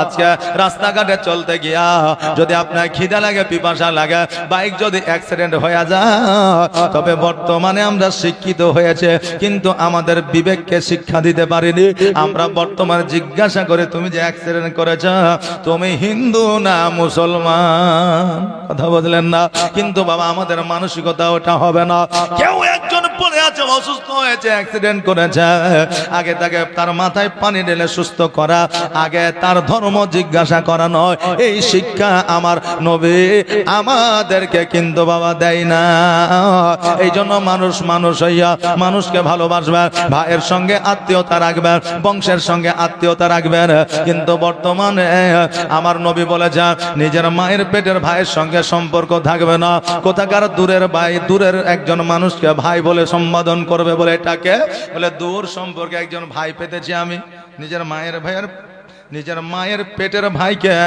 আপনার 10টা টাকা দিতে পারে না আর ওই পাতানো ভাই যখন বাড়িতে আসে তার পেছনে 1000 টাকা খরচা করে কথা বুঝতে পারলেন না আমার নবী বলেছেন ওটা হলো কিয়ামতের আলামত নিজের বংশের সঙ্গে সম্পর্ক থাকবে না কিন্তু পরের সঙ্গে সম্পর্ক রাখবে এটা কিয়ামতের আলামত আমার নবীজি বলেছে মানুষ হইয়া মানুষকে ভালোবাসতে হবে আগের যুগে লালন ফকিরের একটা ছন্দ ছিল রে বাবা আমরা বাচ্চা কালে শুনেছিলাম ওই ছন্দটা আজকে আমাদের বড়ই দরকার এমন এমন ছন্দ আগে পাওয়া যেত ওই ছন্দটা আজকে অনেকটাই বাবা মিলে যায় আজকে ওই রকম ছন্দ আমাদের আর তৈয়ার হয় না কবির ভাষায় মানুষের ক্ষেত্রে কি বলেছে আমি মানুষ হইয়া জন্ম লইয়া মানুষের করিলাম কি আমি মানুষ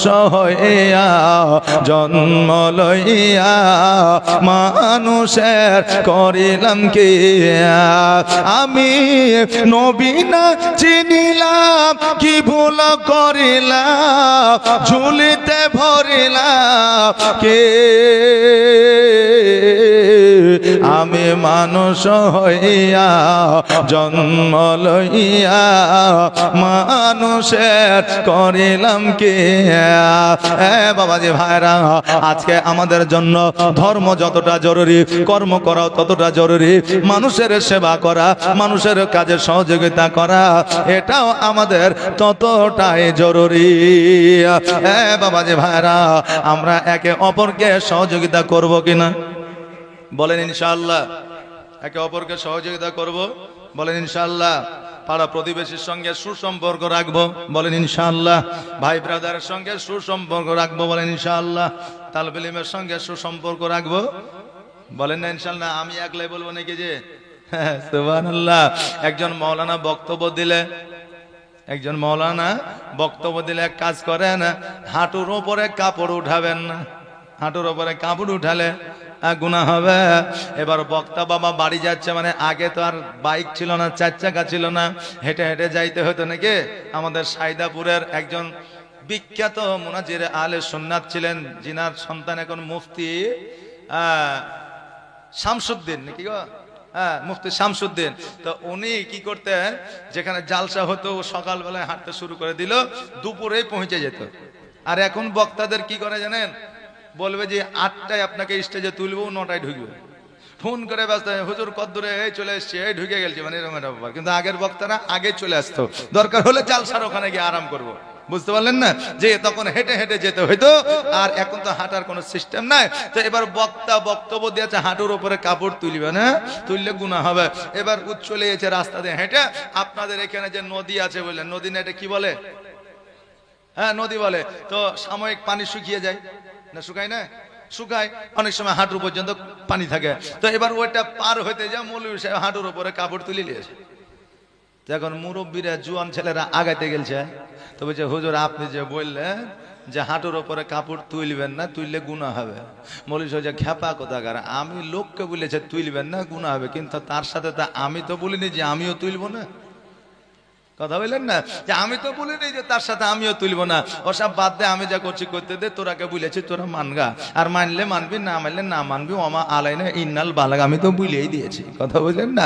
বেরাদার মিল্লাত ইসলামিয়া। তা আমি কথাটা কি বলছিলাম, যে আমি যেমন বলছি বলেন মানুষকে সহযোগিতা করবো বলে ইনশাআল্লাহ, বলছে মৌলভী তুমি বলো, আমরা আর বলবো না। কারণ মসজিদে বলছে হাইয়া আলাস সালাহ, ঠান্ডার দিনে ল্যাপ এই দেখেন মাথায় দিয়ে কান ঢেকে বলছে ইমাম মসজিদ তোরাই চালা। যে হাইয়া আলাস সালাহ, ইমাম মসজিদ তোরাই চালা। তো বলে আপনি বলছেন, আপনি ইনশাআল্লাহ বলেন, আমরা আর বলছি না নাকি বলেন বেরাদার? তা আসেন, আমরা পাড়া প্রতিবেশী আত্মীয় স্বজনকে যতটুকু পারবো সহযোগিতা করব বলেন ইনশাআল্লাহ। আমার মন মজাইয়া রে, দিল মজাইয়া রে, মুর্শিদ নিজে এর দেশে যায়। ও মুর্শিদ একে আমার ভাঙা নাও, তার উপরে তুফান বায়, ঝলকে ঝলকে উঠে পানি রে, আগের নাও আরি রে, কাঞ্চা বাঁশের বেড়া রে, বাজার লুটায়া নিল চোরে রে। আমার মন মজাইয়া রে, দিল মজাইয়া রে, মুর্শিদ নিজে এর দেশে যায়। দয়ার নবী বিনা প্রাণ বাঁচে না, একবার দেখাও না আমায়। দয়ার রাসূল বিনা প্রাণ বাঁচে না, একবার দেখাও না আমায়। ওরে মর বলে তোরে দয়ার নবীকে গিয়াছে তোর পরে। ওরে মর বলে তোরে দয়ার নবীকে গিয়াছে তোর পরে। মোর বলে গিয়াছে সত, মোর বলে গিয়াছে সত, কিন্তু নবীর পায়ের ঘা কেন পরে না? দয়ার নবী বিন প্রাণ বাঁচে না, একবার দেখাও না আমায়। দয়ার রাসূল বিন প্রাণ বাঁচে না, একবার দেখাও না আমায়। ওরে রাখাল শোনো তো ভাই, দয়ার নবীজি আমার গিয়াছেন কোথায়? ওরে রাখাল শোনো তো ভাই, দয়ার নবীজি আমার গিয়াছেন কোথায়? রাখাল বলে বুঝি না নবী, রাখাল বলে চিনি না নবী, তোমরা নবী কারে দয়ার নবী বিনা প্রাণ বাঁচে না, একবার দেখাও না আমার দয়ার রাসূল বিনা প্রাণ বাঁচে না, একবার দেখাও না আমায়। আল্লাহুম্মা সাল্লি আলা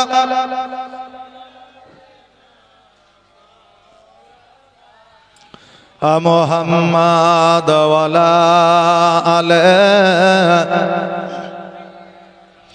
মাওলানা মুহাম্মাদ।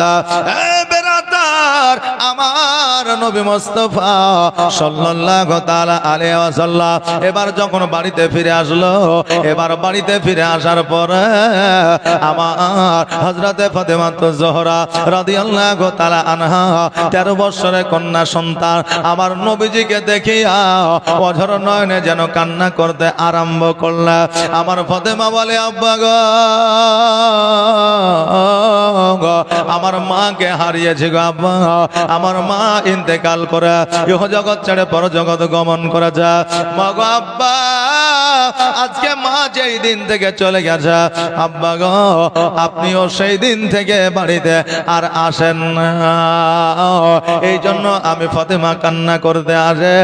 আমার নবী বলে, ফাতেমা তুমি কান্না করিও না মা, আমি নবী, আমি যতদিন আছি অতদিন তোমার কোনো অসুবিধা হইতে দিব না।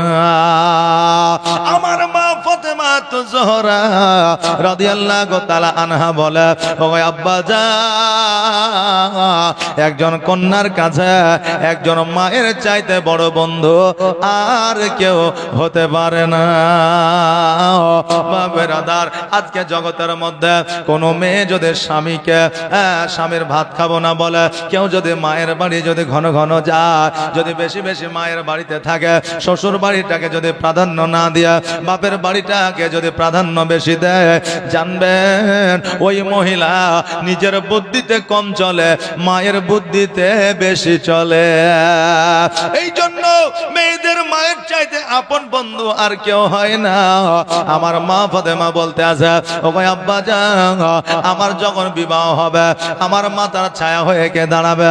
আমার যখন বিবাহ হবে আমাকে কে সাজায়া দিবে? আমার যখন বিবাহ হবে আমার চোখের পানিকে মুছে দেবে? ও ভাই আব্বা, আজকে আমার মা জগৎ ছেড়ে ওই কবরে চলে গেছে, আমি ফাতেমা বড় একা হয়ে গেছি। নবী আমার বলে, ফাতেমা আজকে তুমি চিন্তা করিও না মা, আমি নবী আজকে তোমাকে কোন রকমের অভাব অনটনে রাখবো না। নবী আমার প্রতিদিনের তরে ইসলাম প্রচারের জন্য চলে যায়, আর আমার মা ফাতেমা জোহরা রাদিয়াল্লাহু তাআলা আনহা দরওয়াজার সম্মুখে বাবা দাঁড়ায়া থাকে, নবী আসবে আর আমি আব্বা জানের সঙ্গে একই সাথে বসে খাবো, এই আশা এই নিয়াত নিয়ে আমার ফাতেমা দাঁড়ায়া থাকে। আর আজকে বর্তমানে বাপ যদি মাঠের মধ্য থেকে কাজ করে আসে আর বেটিকে যদি বলে, বেটি আয়শা একটা কাজ করো, এক গ্লাস পানি আইনা দাও, দেখে বেটি বলবে তুমি নিজে যা খাও গা, এমনিতে পড়ার চাপ, এমনিতে রাতে ঘুমাইতে পাই না, আগামী কালকে পরীক্ষা, আমার টেনশনে আমার দিন যাচ্ছে না বছর যাচ্ছে, আর তুমি বলছো পানি আইনা দাও, তুমি নিজে লিয়ে খাও। বলে না, এ বেরাদার, ফাতেমা জোহরা রাদিয়াল্লাহু তাআলা আনহার জীবনী একবার দেখো রে মা, তোমার জীবনকে পরিবর্তন করো। আমার ফাতেমা তিনার আব্বার সঙ্গে কেমন আচরণ ব্যবহার দেখিয়ে যায়, তিনার স্বামীর সঙ্গে কেমন আচরণ ব্যবহার দেখিয়ে যায়, তিনার সন্তানের সঙ্গে কেমন আচরণ ব্যবহার দেখিয়ে যায়। আমার ফাতেমার জীবনী যদি পড়া হয় তা আপনার জীবন পরিবর্তন হয়ে যাবে। ওই ফাতেমা তো জোহরা রাদিয়াল্লাহু তাআলা আনহা বাবা দরওয়াজার সম্মুখে দাঁড়িয়ে থাকে, আর ওই পথে একটা ইহুদির কন্যা প্রতিদিন বাজারে যায়, আবার বাড়িতে যায়। একদিন, 2 দিন, 3 দিন, 4 দিন গেল, আমার ফাতেমাকে দেখতে পাইল। আমার ফাতেমাকে দেখতে পাওয়ার পরে একদিন কথা হইল, 2 দিন কথা হলো, 3 দিনের বেলায় বন্ধুত্ব তৈরি হলো, 4 দিনের বেলায় বান্ধবী হয়ে গেল। এবার এইভাবে কিন্তু দিনগুলো অতিবাহিত হতে লাগলো। হঠাৎ করে ওই ইহুদি কন্যা আসিয়া আমার ফাতেমাকে বলতেছে, বোন রে, আগামী কালকে আমার বিবাহ, তোমাকে ওই বিয়েতে দাওয়াত রইল, যাইতে হবে। ফাতেমা বলতেছে, শোনো গো, আজকে আমার আব্বা হলো গরিব মানুষ, আমার নবী ইসলামের প্রচার ও প্রসারক, তোমার বাপ তো ইহুদি ধনী মানুষ, বড় লোক মানুষ, আজকে আমি গেলে তারা ঘৃণা করবে, অবহেলা করবে, আমাকে দেখতে পারবে না। এবার ইহুদি কন্যা বলল, না না না, আমি যতক্ষণ পর্যন্ত আছে তোমার কোনো অসুবিধা হবে না। তবে ফাতেমা, আমার জামাই আমার আব্বা দেখেছে, আমি এখনো পর্যন্ত দেখি না। ফাতেমা, তুমি আমার বন্ধু, তুমি আমার বান্ধবী, তুমি একবার বলো আমি বিবাহ করব কি না। আমার ফাতেমা বললেন, ও ইহুদি কন্যা শোনো, আজকে তোমার আব্বা যখন তোমার জন্য বর খুঁজেছে, নিশ্চয়ই ভালো হবে, ভালো না হইলে তোমার আব্বা কিন্তু তোমার সঙ্গে বিবাহ দিত না। অতএব নিঃসন্দেহে তুমি বিবাহের জন্য রাজি হইয়া যাও।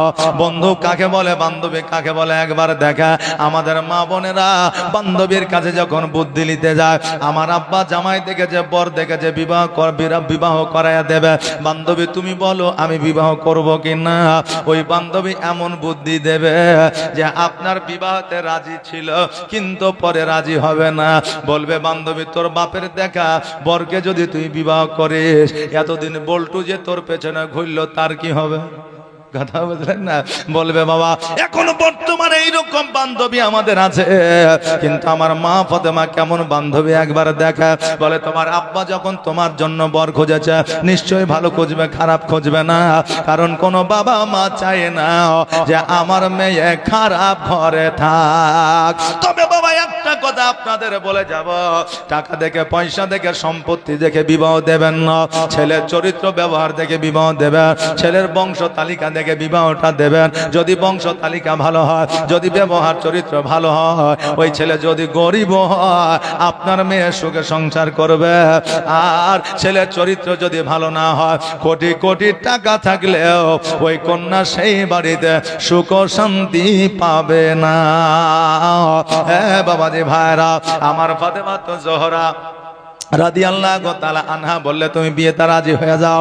ওই ইহুদি কন্যা বাড়িতে আসলো, আসার পরে ওই ইহুদিকে বলল, আব্বা গো, তোমার যত মানুষকে দাওয়াত করার আছে দাও।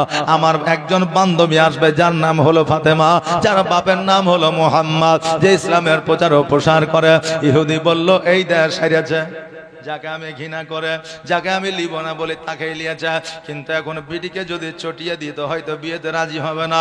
এই জন্য আমাকে কথাটা মেনে নিতে হবে।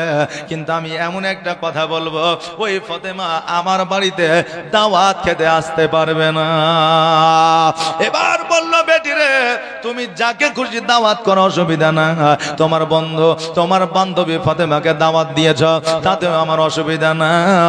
কিন্তু তোমার বান্ধবীকে একটা নতুন পোশাক পরে আসতে বলিও, কারণ আমার বাড়িতে গণ্যমান্য অনেক ব্যক্তি থাকবে। পুরনো ছিঁড়াপাটা পোশাক দেখলে আজকে তারা হয়তো আমাকে লজ্জিত করবে, ফাতেমাকে লজ্জিত করবে। এই জন্য নতুন যেন একটা পোশাক কিনে নিয়ে আসা। কিন্তু বাবারা, ওই ইহুদি জানে নবী হলো গরিব, তার টাকা নাই, পয়সা নাই, নতুন পোশাক কিনতে পারবে না, আর আমার বাড়িতে দাওয়াত খেতে আসতে পারবে না। বাবারা, শিক্ষিত লোকেরা হাতে মারে না ভাতে মারে, আর মূর্খ লোকেরা ভাত দেয় এক গামলা আর যত জোরে কিল আছে তার ঘাড়ে মারে, এই জন্য তারা ফেসে যায়। কিন্তু শিক্ষিত লোক বাবা ফাঁসে না, তারা হাতে মারে না কিন্তু ভাতে মারে, কারণ তাদের কলমের জোর আছে, মুখের জোর কিন্তু কম আছে। সব চাইতে তালওয়ারের চাইতে, বল্লমের চাইতে, পিস্তলের চাইতে ধার বেশি কলমে।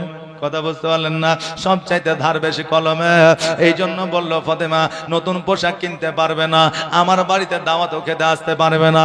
কিন্তু যারা টাকা পয়সা ওয়ালা ঘরের সন্তান আছে, তারা গরিবী হালাত কি বুঝবে তারা জানে না।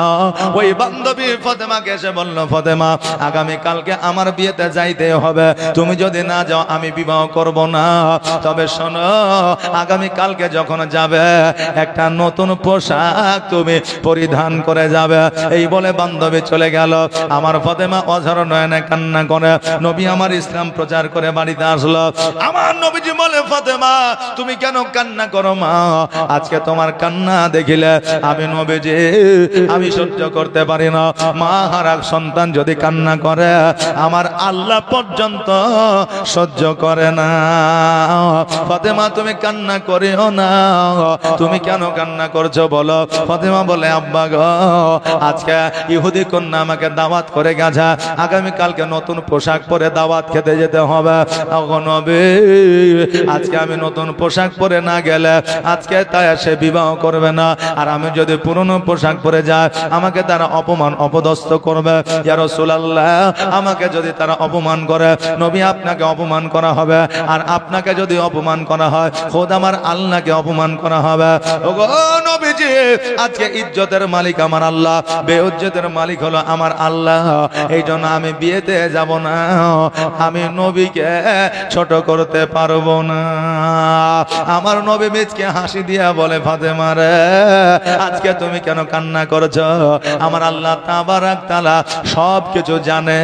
আজকে আমার আল্লাহ তাবারাক তাআলা তোমাকে পোশাক দেবে। জোরে বলেন সুবহানাল্লাহ। আমার মা ফাতেমা তুজরা রাদিয়াল্লাহু তাআলা আনহা উনি কিন্তু বাবা রাত্রি বেলায় শুয়ে গেলেন, আল্লাহ পোশাক দেবে। সকাল বেলা আমার ফাতেমা যেন বসে আছে, আমার নবীকে বলে, ওগো ইয়া রাসূলুল্লাহ আমার আল্লাহ এখনো পর্যন্ত পোশাক দেয় নাই। আমার নবী বললে, ফাতেমা যাও যাও ঘরের মধ্যে যাও, 2 রাকাত নফল নামাজ পড়ো আর আল্লাহর দরবারে দোয়া করে পোশাক চাও, আল্লাহ তোমাকে পোশাক দেবে। কারণ তুমি জান্নাতের রানী, জান্নাতের সরদারিনী। ফাতেমা তুজরা রাদিয়াল্লাহু তাআলা আনহা উনি ঘরের মধ্যে গেলে আল্লাহর 2 রাকাত নফল নামাজ আদায় করলেন, আল্লাহর কাছে দোয়া করলেন। আল্লাহ বলে, জিবরিল রে যাও যাও যাও জান্নাত হইতে একটা পোশাক নিয়ে গিয়ে আমার ফাতেমাকে দিয়ে দাও। আর আমার ফাতেমাকে দিয়ে দিলে আমার ফাতেমা খুশি হয়ে যাবে। এখন 2 চোখ দিয়ে পানি ঝরায়, আমি আল্লাহ সহ্য করতে পারি না। যাও যাও পোশাকটা দিয়ে আসো। জিবরিল আমিন জগতের মধ্যে আসিয়া পোশাক দিয়ে দিয়েছে। আমার ফাতেমা তো জোহরা রাদিয়াল্লাহু তাআলা আনহা দেখেছে। এবার বাবা পোশাকটা যখন খুলে দিলে 2টা পোশাক ছিল, একটা সালোয়ার একটা কামিজ। বেরাদানে মিল্লাত ইসলামিয়া। এবার ফাতেমা তো জোহরা রাদিয়াল্লাহু তাআলা আনহা গোসল বানায় নিলেন, পোশাকটা পরিধান করে নিলেন, আর ইহুদির বাড়িতে চলতে আরম্ভ করলেন। ইহুদি সকল মহিলাদেরকে ডাক দিয়েছে, আর ডাক দেওয়ার পরে মহিলাদেরকে বলে যে, শোনো ফাতেমা হলো আমার মেয়ের বান্ধবী, আজকে তার বাপ ইসলামের প্রচার ও প্রসার করে, আমাদের ধর্মকে আমাদের ধর্ম থেকে তার ধর্মের দিকে দীক্ষিত করে নিচ্ছে। অতএব ফাতেমাকে তোমাদেরকে অপমান অপদস্থ করতে হবে। সে ছেঁড়া পোশাক ছাড়া নতুন পোশাকে আসতে পারবে না। অতএব তাকে তোমরা এমন ভাবে কথা বলবে সে যেন লজ্জায় এই বাড়ি থেকে চলে যায়, দাওয়াত যেন তার না খাওয়া হয়। এইরকম মানুষ আমাদের জগতের মধ্যে আছে কি নাই? আছে না নাই? আছে। দেখবেন একটা মেয়ে ভালো পরিবেশে পর্দা করে চলে, আর যারা পর্দা করে না তারপরে আমরা পর্দা করি না তো কি হলো রে, আমরা কি ওর চাইতে খারাপ আছি নাকি? মানে ওর পর্দা দেখে ও হিংসা করে, মানে ওর মতো পর্দাও করতে পারে না। কথা বুঝলেন না? তো এইরকম অনেক মেয়ে আছে, বলে কিছু মেয়েকে ছোট করে। কিন্তু আপনার মধ্যে যদি ট্যালেন্ট থাকে তো এই সব কথাকে কিছু মনে করবেন না, দেখবেন একদিন ওরাই আপনার নাম করবে, কথা বুঝলেন না? যে তো কর্ম করে যান, দেখেন একদিন পপুলারিটি আসবে। এই জন্য আমার আল্লাহ বলছে, হাবিবে গো, আপনি যেটা চাইবেন সেটাই আমি আপনাকে দেব। এদেরকে আমার পছন্দ মোতাবেক দিয়েছে, এবার আপনার পছন্দ মোতাবেক আপনাকে আমি দেব। আমার দয়ার নবী মুস্তাফা সাল্লাল্লাহু তাআলা আলাইহি ওয়াসাল্লাম বলে, আল্লাহ গো, আমার হীরার মুকুট চাই না, সোনার মুকুট চাই না, আমার চাঁদের মুকুট চাই না। ওগো আল্লাহ, আমার গুনাহগার উম্মত উম্মতিকে তুমি জান্নাতি বানায়া দাও, আমি নবী খুশি হইয়া যাব, ওটাই আমার জন্য উপহার হইয়া যাবে। জোরে বলে সুবহানাল্লাহ। ওটাই আমার জন্য বাবা উপহার হয়ে যাবে। হ্যাঁ বাবা যে ভাইরা, আমাদের কখন মওত হয়ে যাবে, কখন মারা যাব কেউ বলতে পারবে না। সুস্থ মানুষ রাত্রি বেলায় বিছানায় শুয়ে আছে, সকাল বেলায় মসজিদে এলান হচ্ছে অমুকের বেটা অমুক মারা গেছে, বলছে কি বলছে না? সকাল বেলায় এলান হচ্ছে, আপনি চট করে বলছেন, কালকে চায়ের দোকানে গল্প করলাম ভালো ছিল, রাত্রে মারা গেল। আহারে, আপনি চিন্তা করছেন রাত্রে মারা গেল, কি ব্যাপার, মরণের গ্যারান্টি না, কিন্তু আপনি নিজে বুঝতে পারছেন না যে আমি নিজে কি করছি, আমি কতদিন বাঁচব। পরের পাপের বিচার করি আমি আপনি, কিন্তু নিজের বিচার আমরা নিজে কখনো করি না। বাবারে, নিজের বিচার যখন আমরা করতে শিখব, তখন নিজেই আমরা পরিবর্তন হয়ে যাব। ওপরের ভুল ধরার সময় আমাদের থাকবে না, মওত হয়ে যাবে। বাবা, মওতের আগে কিছু করে যা, নবীকে ভালোবেসে যা, মাদ্রাসা মসজিদে দান করে যা, এটাই আপনার জন্য থাকবে। আজকে আপনার বাড়ি বানাবেন 5 লাখ 10 লাখ টাকা দিয়ে, আপনি আজকে মারা গেলে একদিন কান্না করবে, 2 দিনের বেলায় মোবাইলে ছবি দেখে অন্তরে শান্তি দেবে, 3 দিনের বেলায় মিলাদ করবে, সকলকে খাওয়ায়া দোয়া করবে, 4 দিনের বেলায় আপনাকে ভুলে যাবে। এমন একটা সময় আসবে যেই সময়ে আপনি লক্ষ লক্ষ টাকা খরচ করে বাড়ি করেছেন, ওই বাড়িতে যে বসবাস করবে ও আপনাকে চিনবে না, আর আপনিও তাকে চিনবেন না। নাকি হয়তো আপনাকে চিনবে আপনার ছেলে, আপনার পোতা, তারপরে তার ছেলে, তারপরে আর আপনাকে কেউ চিনতে পারবে না। কেননা আপনি প্র্যাকটিক্যালে দেখতে চান, পরীক্ষা করতে চান। আপনার ছেলেকে জিজ্ঞাসা করবেন, তোর বাপের নাম কি? বলবে কুদ্দুস। তোর দাদুর নাম কি? বলবে আব্দুল সাত্তার। তোর দাদুর নাম কি? বলবে হাহালাদ্রি। জানে না? জি জানে? খুব বেশি হলে দাদুর নামটাও বলে দিতে পারবে, তারপরে আর বলতে পারবে না। সামান্য বাবা 3 জনের নাম মনে রেখেছে, 4 জনের নাম মনে রাখে না। আপনি কি করে ভাবলেন যে আমি এত কষ্ট করে হারাম খেয়ে, সুদ খেয়ে, মানুষের প্রতি জুলুম করে আমি কোটি কোটি টাকার সম্পদ রেখে যাব, আমাকে আমার ছেলেরা মনে রাখবে? কথা বুঝতে পারলেন না? কথা যে মনে আপনাকে রাখবে না। এই জন্য মরণের আগে আপনি কিছু করে যান যেটা কবরে কাজে লাগবে, কারণ মরণের কোনো বিশ্বাস নাই, কোথায় কার মওত হবে কেউ বলতে পারবে না। এই জন্য বলছে, কোন জমিনের মাটি আমার হবে গোরস্থান, কোন জমিনের মাটি আমার হবে গোরস্থান, কাদের চোখের জলে আমি পাইব পরিত্রাণ, কোন জমিনের মাটি আমার হবে গোরস্থান, কোন জমিনের মাটি আমার হবে গোরস্থান,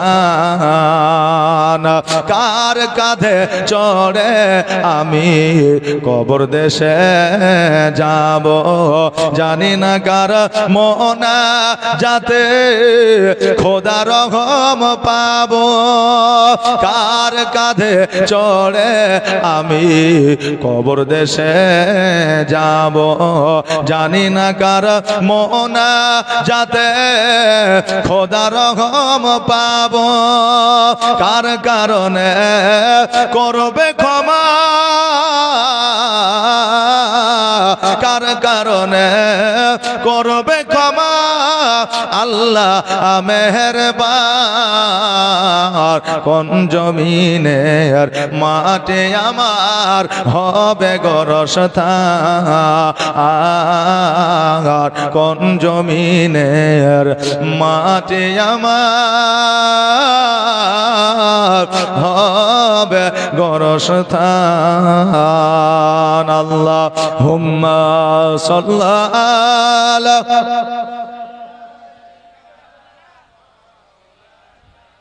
মুহাম্মাদ ওয়ালা আলে সাইয়্যিদিনা মাওলানা মুহাম্মাদ সাল্লাল্লাহু তাআলা আলাইহি ওয়াসাল্লাম। যাই হোক বাবাজি ভাইরা, আজকে আমরা যদি মরণকে স্মরণে রেখে দিই আমাদের দ্বারা গুনাহ হবে না। এই জন্য আমার নবী পাক সাল্লাল্লাহু তাআলা আলাইহি ওয়াসাল্লাম বলেছেন, বান্দা বান্দি রে, উম্মাত উম্মতি রে, তোমরা মরণকে প্রতিদিন প্রতিনিয়ত 70 বার করে স্মরণ করিও। আর 70 বার করে যদি স্মরণ করো তাহলে তোমাকে কাল কিয়ামতের দিনে আমার আল্লাহ তাবারাক তাআলা শহীদের দরওয়াজা দান করবে। সূরা বলেন সুবহানাল্লাহ। এখন যদি মনে করে যে আমরা তো মরবই, মরতেই হবে, মরে তো যাবই, এইরকম ভাবে যদি স্মরণ করি তা আমাদের জায়গা হবে? আমরা শহীদের দরজা পাবো না।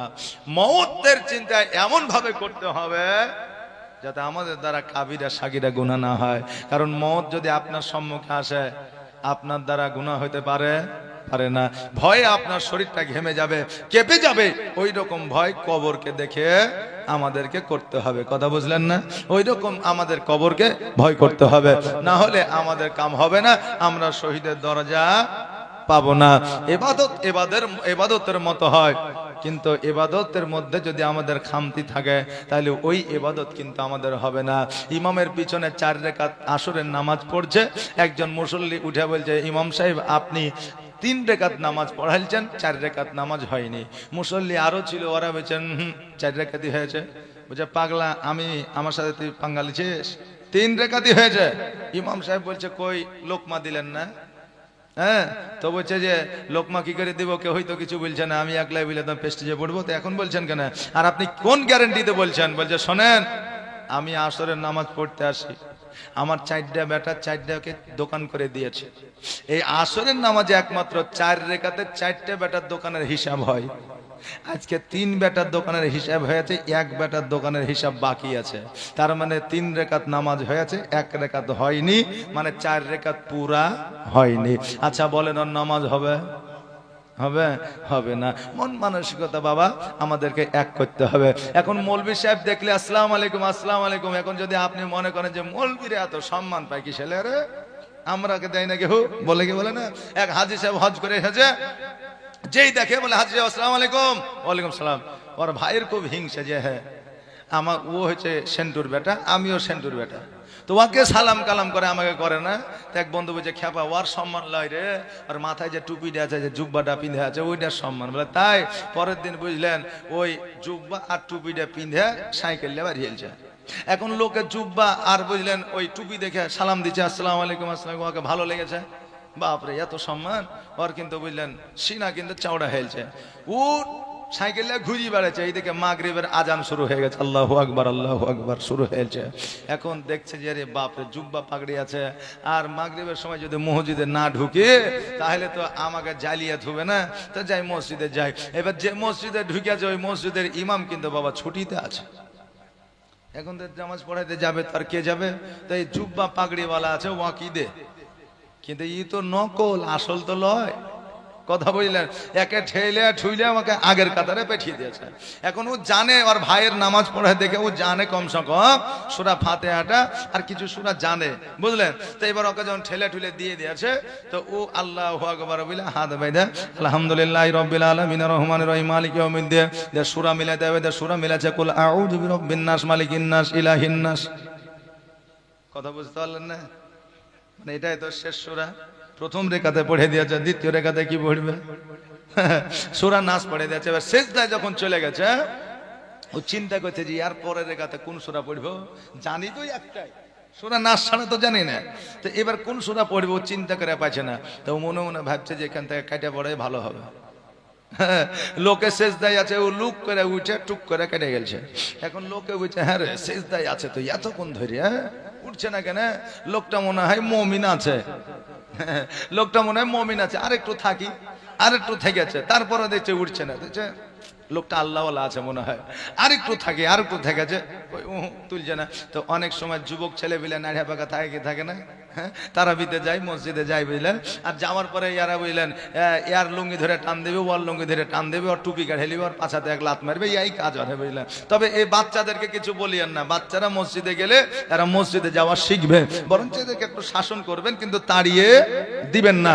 তো বেরাদার, তো একজন যুবক ও আস্তে করে লুক করে মাথা তুলে দেখছে যে ইমামই নাই। এবার ইমাম যখন নাই, ইমামই তো নাই রে, তাকিয়ে দেখছে আসলে নাই, ছেঁচাই নাই। এবার ওরা নামাজটা পড়ে এবার যখন বাড়ি আসছে তো দেখছে ওই হাজী সাহেবের ডুপ্লিকেট ও বেগুন কিনছে। এখন তো বেগুনের মেলায় দাম নাকি যে, এখন যদি বলে যে হ্যাঁ বেগুন করেও আর ডাল করেও, তো বেগুন আবার খাই না গেল, মানে বেগুন এখন 80 টাকা কেজি, কথা বুঝতে পারলেন না? হ্যাঁ, তো এই দেখেন যে সময় যেমন আসে মানুষও চালাক হয়ে যায়। ওই হাজির ডুপ্লিকেট কিন্তু বেগুন কিনছে। তা একজন যে দেখে, এই হাজি সাহেব কি ব্যাপার, আপনি চুপ চুপ চুপ, মান সম্মান চলে যাবে, ওখানে করলেন। তো বলছে আমি তো বললাম যে আমি যাবো না, তোরা ঠেলে পেঠিয়ে আমি নামাজ পড়তে জানি, হ্যাঁ আমাকে আগে দিয়ে দিয়েছে বেরাদার। তো এই দেখেন আমরা যতক্ষণ পর্যন্ত মন থেকে আমরা আল্লাহর নবীকে ভালো না বাঁচতে পারবো, আল্লাহর ইবাদত না করতে পারবো, ওপরে যতই জুব্বা পরি আর পাগড়ি পরি আর খুশবু দিয়ে ঘুরি না কেন, এর কোনো কাজে আসবে না, আসবে না। এই জন্য আপনাকে পরিষ্কার হওয়ার আগে আপনার মনটাকে পরিষ্কার করতে হবে।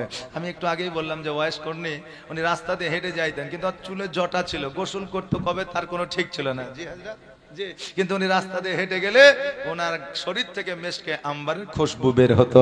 সুবহানাল্লাহ, সুবহানাল্লাহ, জাযাকাল্লাহ। আল্লাহ তাবারাক তাআলা যেন আমাদেরকে সহি এবং সঠিক পথে চলার তৌফিক ইনায়াত করেন।